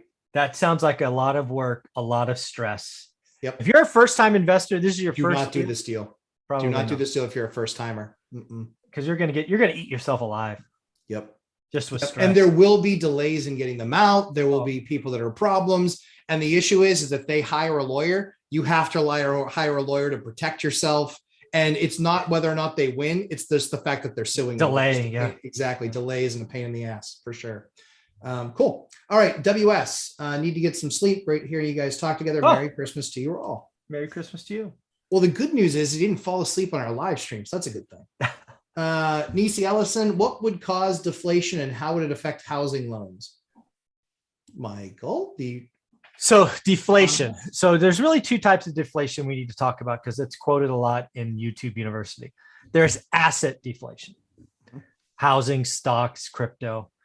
And then there's lifestyle deflation, right? We've had 8% inflation in rents and gas and all of that. We've already seen some deflation in gas, for example. All right. So there's really 2 sides of deflation. Asset deflation, I'm afraid it's going to happen. Right. But most specifically in places that have lots of leverage, stock market, crypto, multifamily, right? There's a lot of places where I think the debt structure doesn't marry up with an inflationary environment. And when you have to refi the debt, you get in big trouble. Residential, probably going to be fine. As long as we still have 98.5% fixed rate debt, it's not going to be a problem. But yeah, deflation. And let's be clear. You think the Fed is afraid of inflation? The Fed is terrified of deflation. Yeah. The Fed knows how to beat inflation. Paul Volcker proved it works. Yep. Deflation, they just got a money printer and they just, that only works for so long. So there's somebody out there named Kathy Wood, who her whole thesis for Art K is deflation is coming and inflation's not a problem. I think she is greatly misguided. She's very cute that she can say, I have a 5-year time horizon and eventually technology will play out. Most individual investors will not hold for years of losses and sell at the bottom. Yep. So yeah, deflation will come from technology. Yeah. Computers cost less. Yeah. Printers cost less. Cell phones cost less. But yeah, generally speaking, when you add 40% of dollars, you don't get a lot of deflation. So I don't know. It depends on which deflation you're talking about. I do think we're going to have some deflation next year because of the ports, all the ports. This is what's happening today. To the parents out there, what did you hear? For 60 days, you heard you can't buy Christmas presents because the stores were empty. That's what you heard. So what did you do? You rushed out and bought presents that were not on sale. You paid full retail and you were happy to do it. What is also happening? Retailers are afraid their shelves are going to be empty. So they are double and triple ordering, which is causing the ports to be even a bigger problem. The supply chain will eventually work out. Will it be March? Will it be June? Will it be December? Who cares? It will eventually work out. And then these shelves will be stuck and they'll have no warehouse space and you will see sales like you've never seen before sometime next year. I'm guessing the summer.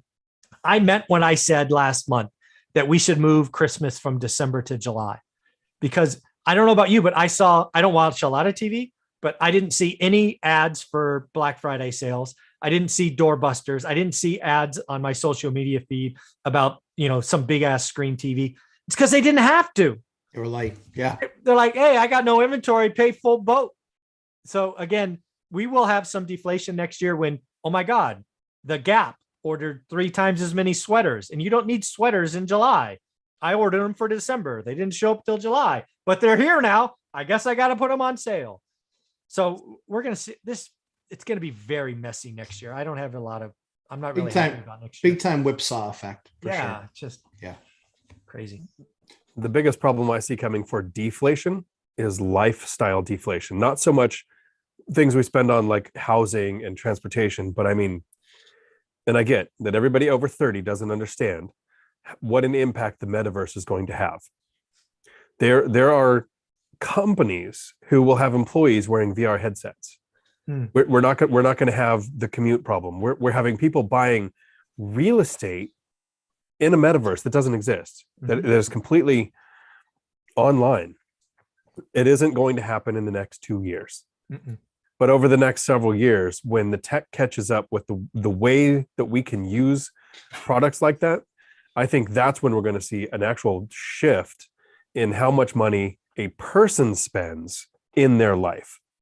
That can cause deflation, but it's years out, but not a lot of years out. I'd say 2 to 5 is when we're going to start to see the impact. Yep.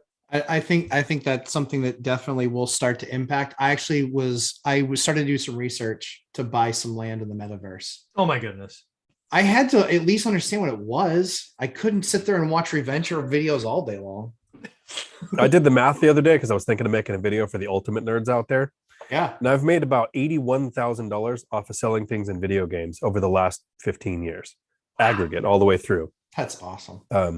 That's money that exists because of things that are online that aren't real, that don't exist. True story. And it's $81,000. Yeah, it was a lot when I started doing the math. I mean, there was one time where I basically sold everything because I had found out that just before the divorce, my ex stopped paying all of the bills for 3 months. And so all of a sudden, oversharing. She was a tried treasure. to kill me, went to jail. So when she was in jail, I had to catch up on all the bills. She tried to kill. God. So I sold everything in that Winner! game. And that one transaction of selling everything in that game was almost $9,000. Wow. So these become People real numbers. buy And there are this people stuff? that are living that way Wow. now. And that was years ago when it That was was a long time ago. Yeah, it wasn't even starting to be a thing yet.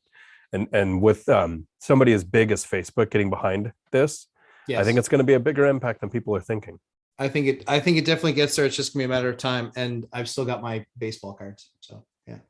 And football and basketball. I have them all. Love it. Rebecca Marin, thanks so much. My goal is financial freedom. She was one who asked about the 10-unit commercial property. Awesome.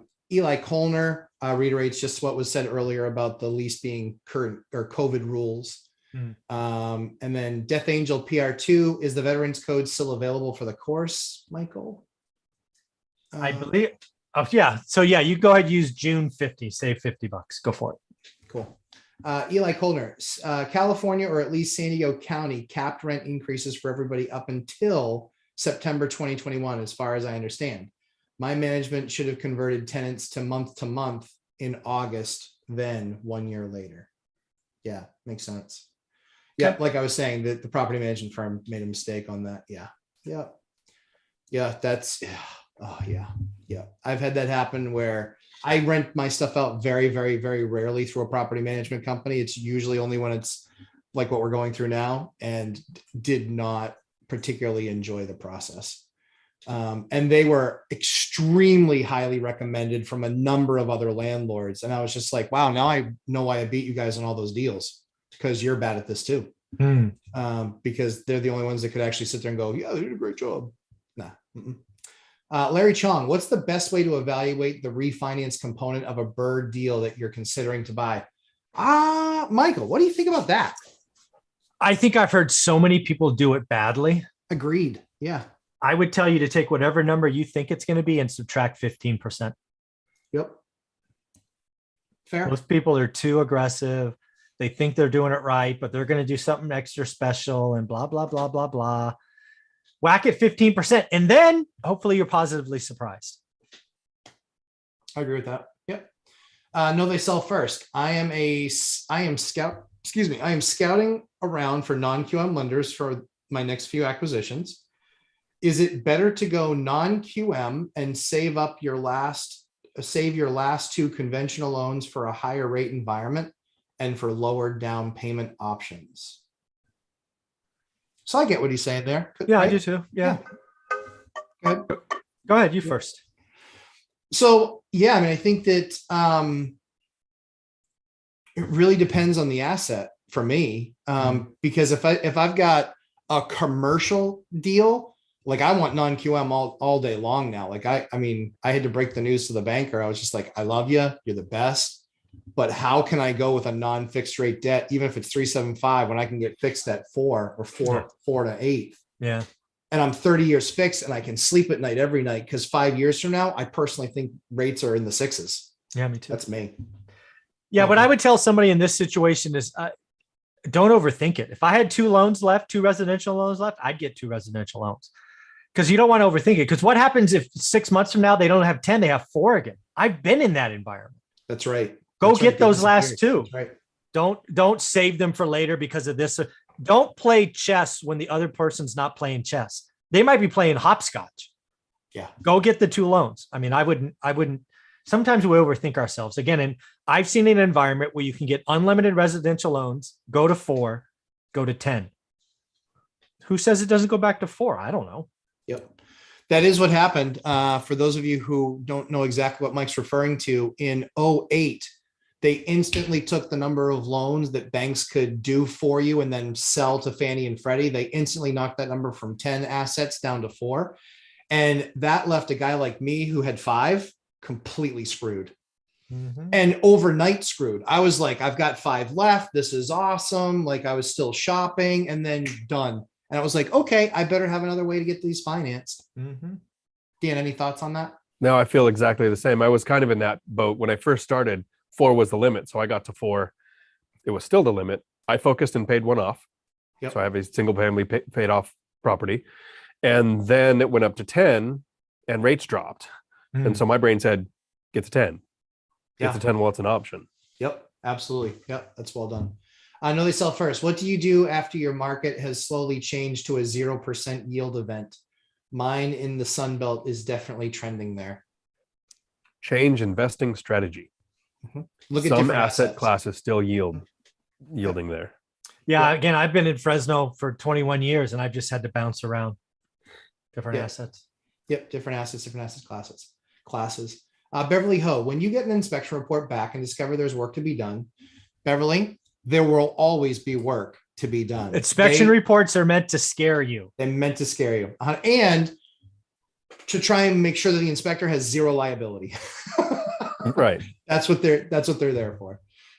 So there will always be work needing to be done. So what's your strategy in approaching sellers? What percentage of the cost do you aim to have covered by the seller? Thanks. So real quickly for me, I did this on a number of inspection reports in the last 60 days. Certain things were no brainers where I was like, yeah, you're going to have to pay for that because anybody else on the list is going to ask for that. Other stuff, if it's small, I don't bother. I look at the big stuff like a roof. If I know a roof is garbage or something along those lines, I also take into account what else is going on in the deal. One of those deals had 9 other investors offering on it. Guess how much I asked for? 0, because I wanted the deal. At the end of the day, I put a number forward knowing that I'm going to pay for all that stuff because I wanted the deal. Mike, I see you shaking your head. Yes. I think there's a lot in that. Again, I've been doing this a long time as you have. You got to remember where you are in the market. When it's a seller's market like it is today and there's no inventory, most of the time you're adding it to your make ready cost. It's in the spreadsheet for a reason. That said, anything that's health and safety, I will ask the seller. If the seller didn't disclose it, like for example, if the seller in the listing says, we know the roof is bad, I can't ask for that, right? I need to budget a new roof. But sometimes, for example, in that example, they did not say it was. They said the roof was fine. And then my report comes back and says it needs to be replaced. There's holes and it's 3 layers deep and it's got to go. We're going to have a conversation, right? That's a capital expense that your listing did not tell me about. But then again, if there's little things like subterranean termites, I can't tell you how many times I've seen that's a joke and a half in California. But if it's a buyer's market, and again, I've been doing this long enough where it is a buyer's market. I've taken my entire inspection report and said, hey, I guess I'm getting a $9,000 credit full boat, or I'm not buying yours. I'll buy somebody else's. I've been in both sides. Dion? So I look at it as your strongest negotiating tool. Agreed. I've seen some inspection reports that are written differently, but the companies that I've used, it generally starts with a picture and description of your property, and then red text saying, these are the things that really need to be taken care of. And then it breaks down top to bottom, inside out, and all that kind of stuff. I'll usually go to those red items and figure out the things that sound expensive. I made my offer knowing I'm probably going to be spending money to fix this place up. And unless it's something like all of the copper tubing has been stolen. Yeah. And you just didn't know that before you get there. Something weird one-off that I've never actually seen. I've seen that, by the way. Me too. Yep. I'll take that. And then I'll say, well, we've seen it on a campus for our truck driving school. That's why I kind of know that that's a thing. It was an outbuilding where we go up and we show a water heater, all the pipes, all the electric was gone. I mean, they cleaned it out, but not in residential. So I'll take all of that red text and some pictures and send it to the seller with a huge estimate, $20,000 or $30,000 that I think that this would take to repair. And there's probably $2,000 or $3,000 worth of work. Knowing that people meet in the middle. Almost every time so far, they've come back with right in the middle, 15,000 or 10,000 or whatever I've offered right in the middle. And I take that off the price. I don't do it as a credit. I just take it off the actual price, purchase price. Yep. So if they came back and said no, then I'm in Matt's position where I still have the ability to go, okay, asking price stays and we continue with the deal.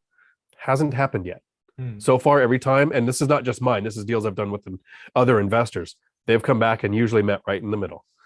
And so be careful with your area, though. Some places don't let you communicate with the seller that way and don't let you send parts of the inspection report. And especially if you're an agent, then if you are an agent on the side as a side hustle, you're held to all kinds of rules that investors don't have to even know. Okay. Well done. Know thyself first. I just did a BRRRR and it doesn't look great because of the refi. Exactly why I hate BRRRR right now. Do not like BRRRR deals right now. I don't like them at all. They make me extremely nervous. I've seen far too many appraisers mail it in recent months on these deals. Mike, you look like you want to say something. I believe BRRRR is an advanced strategy that a lot of unscrupulous people are pitching as the cheat code to wealth, 0 down. Nothing could be further from the truth. I've seen more people get burned by BRRRR than actually win. It's a lot harder than you think. Go ahead, Dion. That came up in Facebook this morning. I was explaining the binder strategy and they said, well, if you're not doing a rehab, how do you do the BRRRR method? And there was nowhere in the conversation at all. And that I know that person's mindset is the only way to invest in real estate is the BRRRR strategy. And then I went into a little detail of how much a BRRRR usually cash flows and how I'm cash flowing an average of almost 600 a unit now without doing rehabs, where the BRRRR's goal is 1 to 200 when you pull your money out based on most people's metrics. And then Mike's right. It's an advanced strategy. When you're first starting out and you have to learn all of the basics of find a tenant, screen a tenant, get a lease. All how does the refi Repair work? costs, Repair costs, Repair costs is Timeline. timeline for repairs, Yeah. all of those things that you could carrying drop the ball costs. on. Carry Oh. costs, your burn rate. Supply chain. Once supply you chain, have, yeah. yeah, right, like last year, Windows. everything tripled in price. Once you have a few rentals and you have the basics down, and you have some cash flow to handle some mistakes, then is when the BRRRR strategy makes more sense. I've been investing 10 years, still haven't done one. I have a search out for properties that would make sense to do a BRRRR with, but every time I save the down payment, I usually find a small multifamily that will get me the yield with a lot less risk and a lot less work. Yeah. Cool. All right. We're going to do some rapid fire on some of these questions to make sure that, that I got to people drop get at 11. Okay. Yep. Oh yeah. We'll drop before them for sure. All right, guys. So rapid fire, we'll keep our answers to 20 seconds or less. Okay. Julie Anderson, with population leaving, I would not buy in California. I think California will always be okay. Unless it's like California is a very large state, right? I wouldn't buy in San Markets. Francisco. Fresno's, Yes. I like Fresno. Fresno's great. A lot of people say that about California. Either it's too high a cost or population is leaving. There's a huge difference in the price of property in Los Angeles County and Kern County. Correct. Yes. So it's a huge state, and population is only one factor. Do you have economic drivers in the area that you're looking at? Yep. Well said. Eli Kolner, San Diego is brutal. We're elite bag holders out here. Okay. I'll take your word for it. I don't know the San Diego market. Brett Denner, question for Mike. These live streams are my favorite thing and extremely helpful. What's the chance we can get some of the other experts to hop on them with you? I would have to learn how to do them because I'm a participant, not a doer here. And I don't know. No idea. I'm more than happy. I'm more than happy to host those for you, Mike. Thanks. I bet. And read the questions. That's where that Mike's going to blow up. He's gotten that big now. He's going to have a proctor on here. It's perfect. The Riley AOK morning. How long does it take you guys on average to find a tenant about to make an offer and we are going to turn our primary into a rental? Mike? If it's a single family home, which it sounds like this is, just wild less guess. If you don't have a tenant in place in 2 weeks, you got a problem. Yep. Dion? I That's a maintain a list of qualified people. tenant. Yes. I maintain a list of people waiting for a place to open. My longest vacancy was 4 days, and that's because I needed those 4 days to get it ready for the next person. Yeah. My friend who just closed on a duplex advertised multiple applicants within 2 hours on just using apartments.com, and a third of them are qualified. So it's fast in this market for the last 5 years at least. Yeah, my market's the same. It's whenever I put something up, I have 30 people that see it, 8 that qualify, and then I pick the person. I throw people off the island one at a time. Death Angel PR2, how long I have to wait to make a 1031 duplex gain 200K in value, finish building it in August. If I can make a 1031, should I pull the trigger on a fourplex? Pretty sure it has to be capital gains money that you're moving, and it doesn't hit capital gains till you've owned the asset for a year, and it has to have rental income. So if you're doing a flip and it takes more than a year, but you never collected a penny in rent, that's still income. It's income, yeah. Yep. Nohia Kyle Yee, you guys are amazing. That's what we were thinking. Just so Mike knows, they were going to be owner occupied on each remodel. Cool. Oh, and have tenants in there during this time, so there would be no vacancies, and it was in a good neighborhood. Nice. Oh, cool. There you go. All right. Death Angel PR2. What you guys think it's going to happen with all the virus thing and the mess with the economy? How can first-time home buyers deal with a crash? See video from yesterday.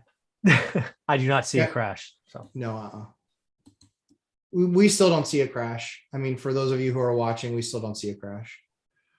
Crashes, and just so you know, crashes are, in my eyes, I think in the other guy's eyes too, it's above 20%. Yeah, 20%. And a 20% correction in any sort of a time period, you'll see slowdowns, you'll see transactions dry up, you'll see a 20% drop in transactions. For sure. But you won't see a 20, and you might even see a 50% drop in transactions over a month or two period if they get crazy with rates.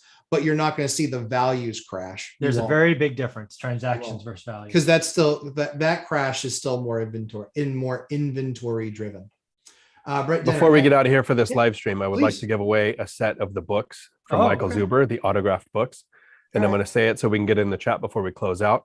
The first person in the chat to name this ship, not the class of ship, but the name of this ship, will get a copy of Michael Zuber's One Rental at a Time book and his book, 15 Conversations with Real Estate Millionaires, a signed set. that's a ship. It's a ship. man. It looked like a dinosaur. Mike loses. You're not getting your books. yeah, yeah, exactly. Apparently, we will never run into Mike at Comic-Con. No. What is that? Give up. The same chances we'll get Dion to an NBA All-Star game. There you go. Yeah. Yeah, I got season tickets, Dion. I'll take it. yeah, exactly. All right. I'm pretty sure I actually think that's basketball, Basketball. NBA. See, I knew that. So Never watched the game. Brett Denner, I sold my League of Legends account that was mad EIN beta for nearly $6,000. Yep. Yeah, sounds about right. Yeah, that's awesome. Let's see. Oh, crap. There we go. I just rolled. I love Julie's comment. The next one. Oh no. I missed it. What? No, you'll see it. Go ahead. Sorry. Okay. I was reading. No, it. Michael reading ahead. Let's see. You guys are amazing. Probably just saved us a major headache. Great advice. We don't know what we would have done without you guys. Happy to do it.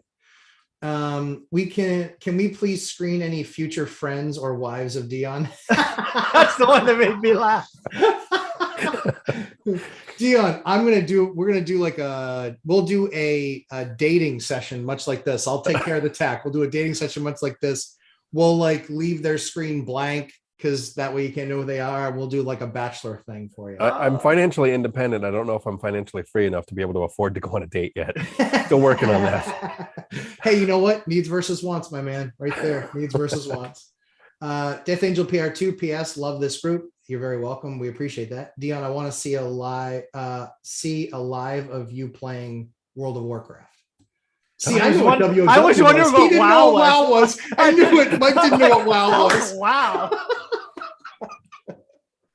And the funny thing is, I'm not a gamer. I don't play any games, but I know what they are. I would have never gotten there. World of Warcraft. It was never. a side hustle for me, and it was how I taught my kids how to type, because it was a game that came out before you had voice chat. So to interact in the game, they had to type to people.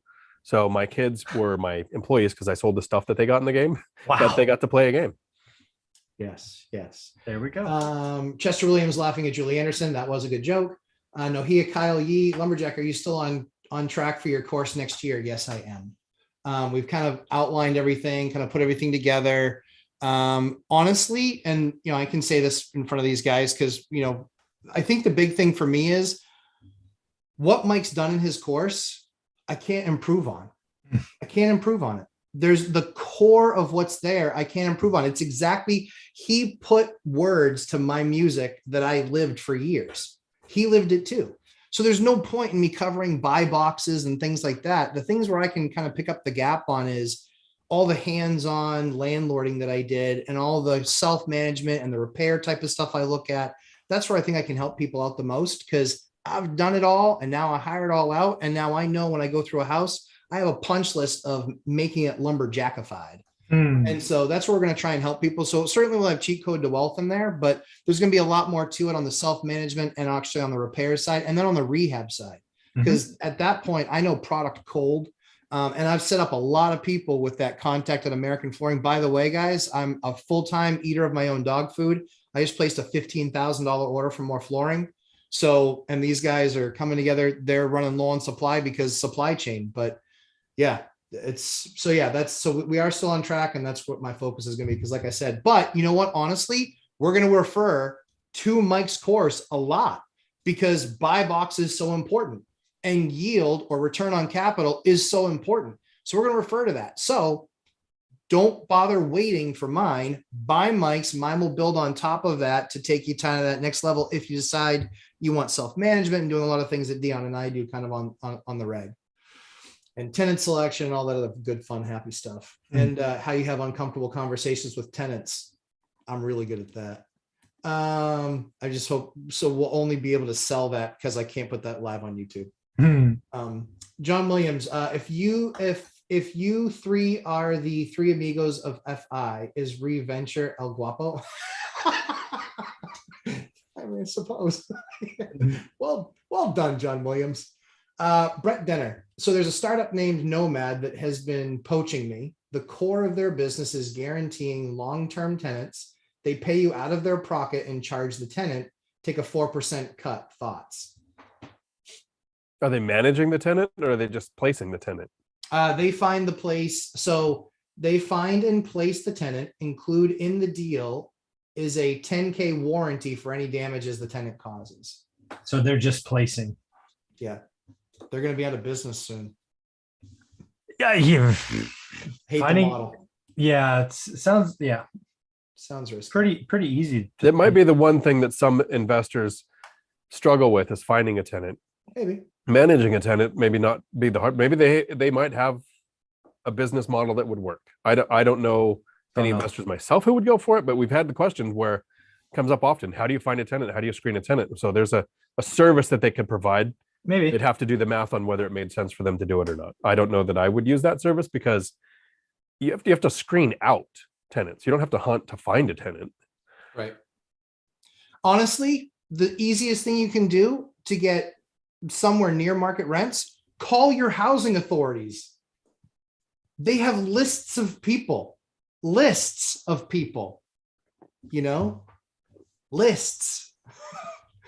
right now, just between the two housing authorities and the COVID assistance program, they need 160 units. That means if I had 160 units in 2 weeks, I could fill them all with guaranteed government money, guaranteed. So yeah, be looking at the right programs. I think that they're definitely, there's also companies out there that will give you the down payment for your home and they want a piece of the equity when you go to sell. Mm-hmm. I think that is going to be very interesting to see what happens because I personally think that depending on how they can call that money out, I think you might have a problem. Because I don't see values going up forever. And any business that's built around house appreciation, see Zillow. Let me know how that went for them. Matthew Diono, I think. I thought you can't do non-QM before conventional because conventional has a limit of 10 mortgage properties. So they would count the non-QM properties against the 10 limit. I did conventional first. No, they're two completely separate entities. Non-QM is not selling your stuff to Fannie Freddie. They're selling it probably to an insurance company in all likelihood. And any of the under 10s are always going to be GSE'd, government sponsored entities by Fannie and Freddie. Right. And it's a limit of 10 of those backed mortgages. Correct. If you have four of those and 4 that are non-QM, you have a total of 4 of your 10 used. They don't go together. Yep. And Know Thyself First answered that as well. Chester Williams, the first time I've heard Mike refer to himself as a spectator. We should challenge Michael to try and host the next Three Amigos FI live stream. No, not going to happen. No, I'm very comfortable saying no. I know what it took to do this. There's no way Mike's doing it. No chance. It's below his pay grade. Yes, not interested. Let the 9th grade dropout take care of the tech. Unreal. It's awesome. All right, let's see. John Williams, Serenity. Chester Williams, Serenity. So that's a game, right? So no, that's the ship. That's the ship. So Mike, that's the winner of the name. He named the ship. That's the name of the John ship. Williams. Yep. So yeah. John Williams, instant message Mike or get a hold of him through his email and let him know your address. You have the books coming. So that was the correct answer. Correct. What movie is that from? So there's a TV series called Firefly. Oh, most people call that the Firefly ship. Oh, but the name of the ship was Serenity. Okay, so it's a spaceship, not correct. An airplane or something. It's cowboys in space. It's a boat, Mike. So I didn't know it looked like a dinosaur. That's actually a Yahtzee container, but whatever. Yeah, whatever. All right, Serenity. Okay. All right, John, DM me your address. We'll get you. Yeah, John Williams, DM Mike.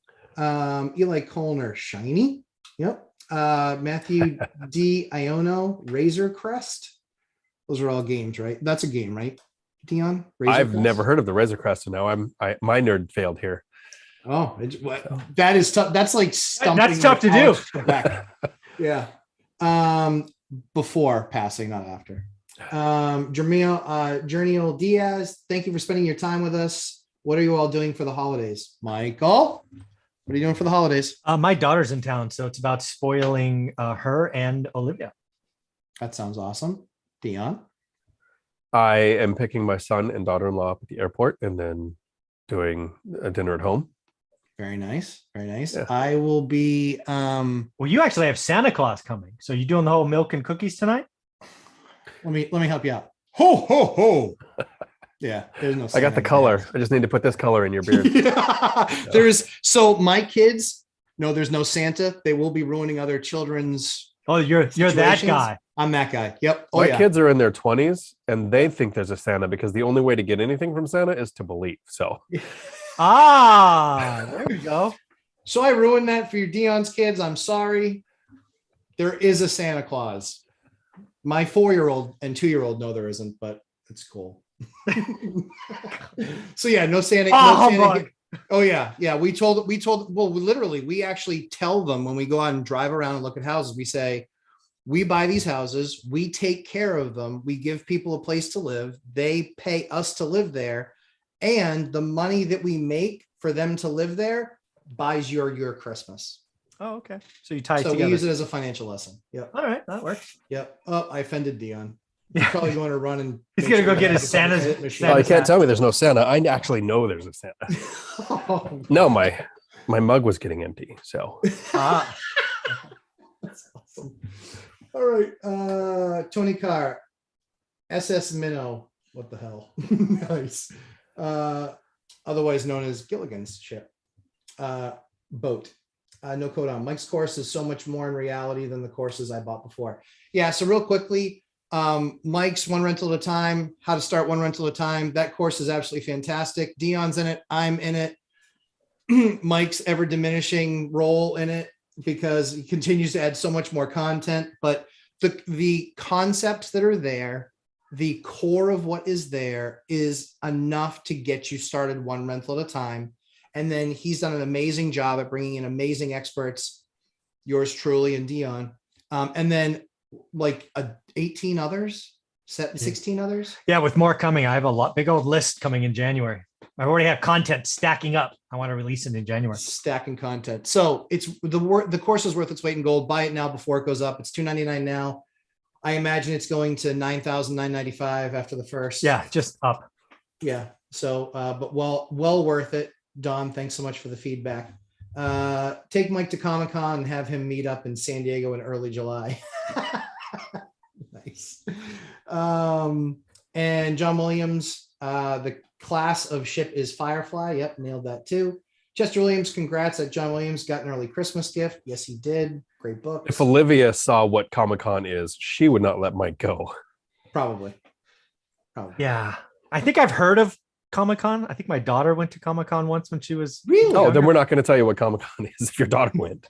Yeah, I think she did. I have to ask her. I know she talked about it. I don't know if she actually went though. Is she into the same as like the gaming and the No, comic but books or the some of her friends were, as I recall. This is like 20 years ago, right? She's in her 30s. So Yeah. Okay. Mike, what are you saying? You're in your 30s, you can't go to Comic-Con? No, I'm saying it's been 20 years since she said Comic-Con. So I'm trying to Gotcha. remember what she was doing back then. Sailor Moon, I think. Was that a thing? Or is that a thing? That was a thing. So that's what I remember. Because she bought, she had, well, I remember she dressed it for Halloween one time. And I remember because I had to search for something. I had no idea what it was. Yeah, that was not fun for me.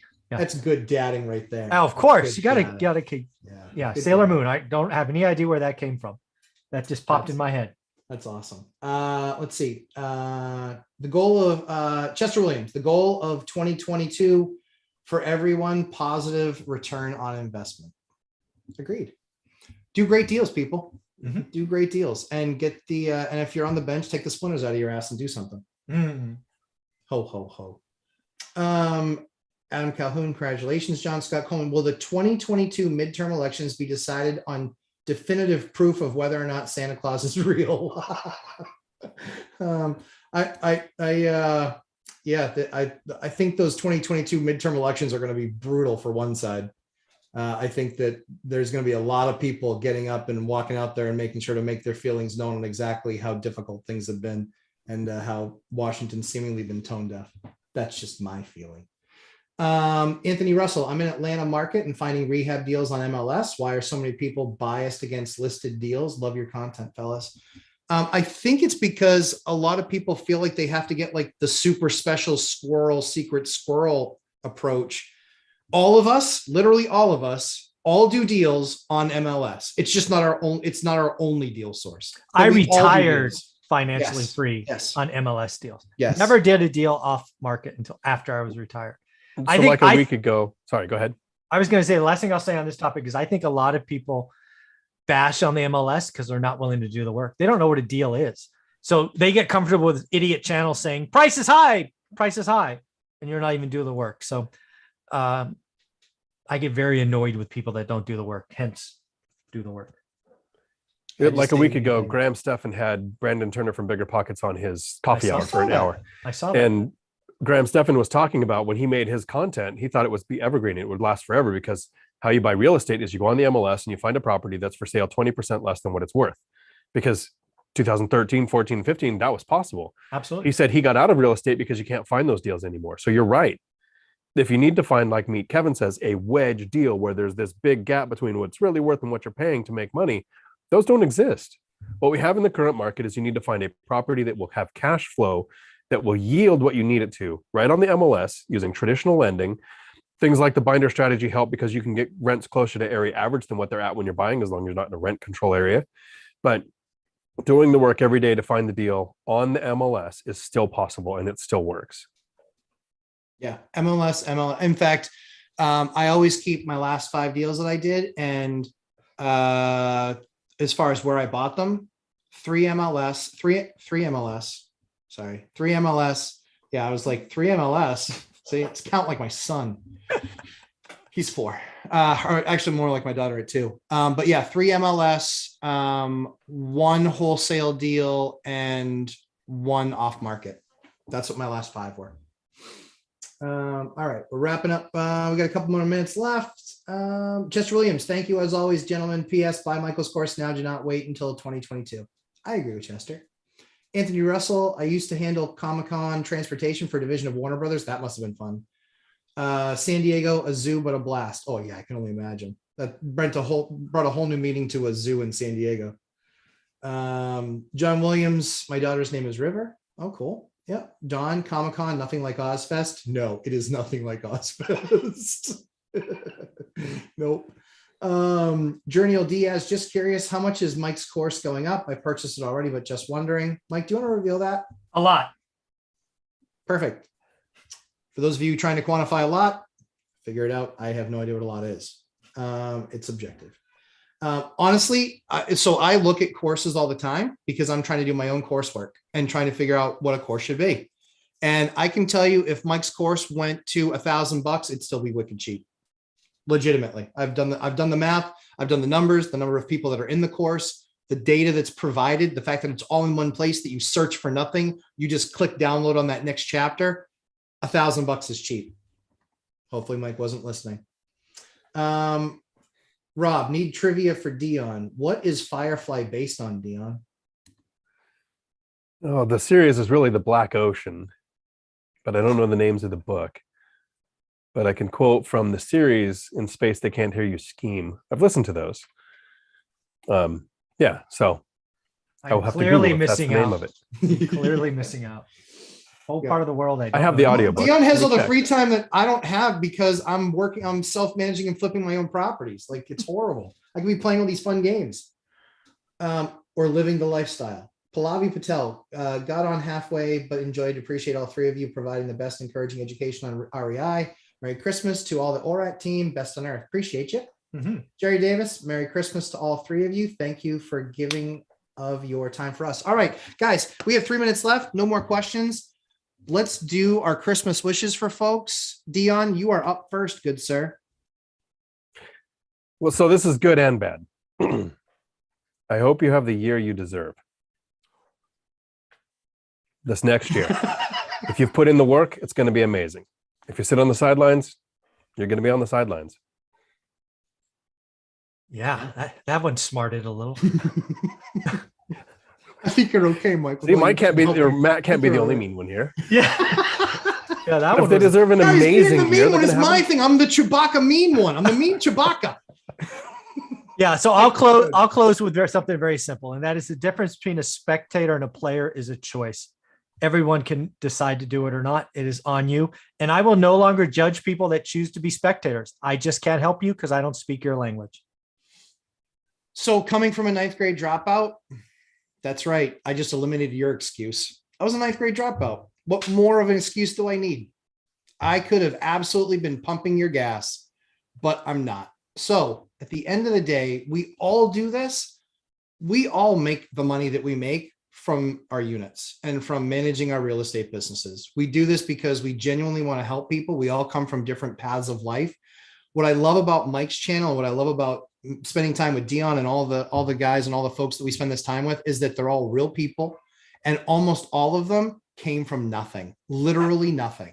And so if you're just like, I can't do it, I'm not good enough, you might largely be right about that, but you're going to have to do the work because no one's going to do the work for you. So you know what? The only way that you can get going is by making the commitment yourself to get in the game and start to learn and understand and create a skill that will give you a return on any investment that you make on it. And with your most valuable investment being time, I can tell you the more time that you put in, the more skill you'll get out. And that just equals how much more money you can make. So I would encourage everybody to really think about that over the next week. And do you want next Christmas to be different than this Christmas? And if you do, then you better start taking action because the fact of the matter is there's plenty of people getting in the game and you're just going to be that much further behind. So if you want next Christmas to be any different than this Christmas, might as well start a week early, get your mind right, start getting your money right, and start thinking about how you're going to make that happen in 2022.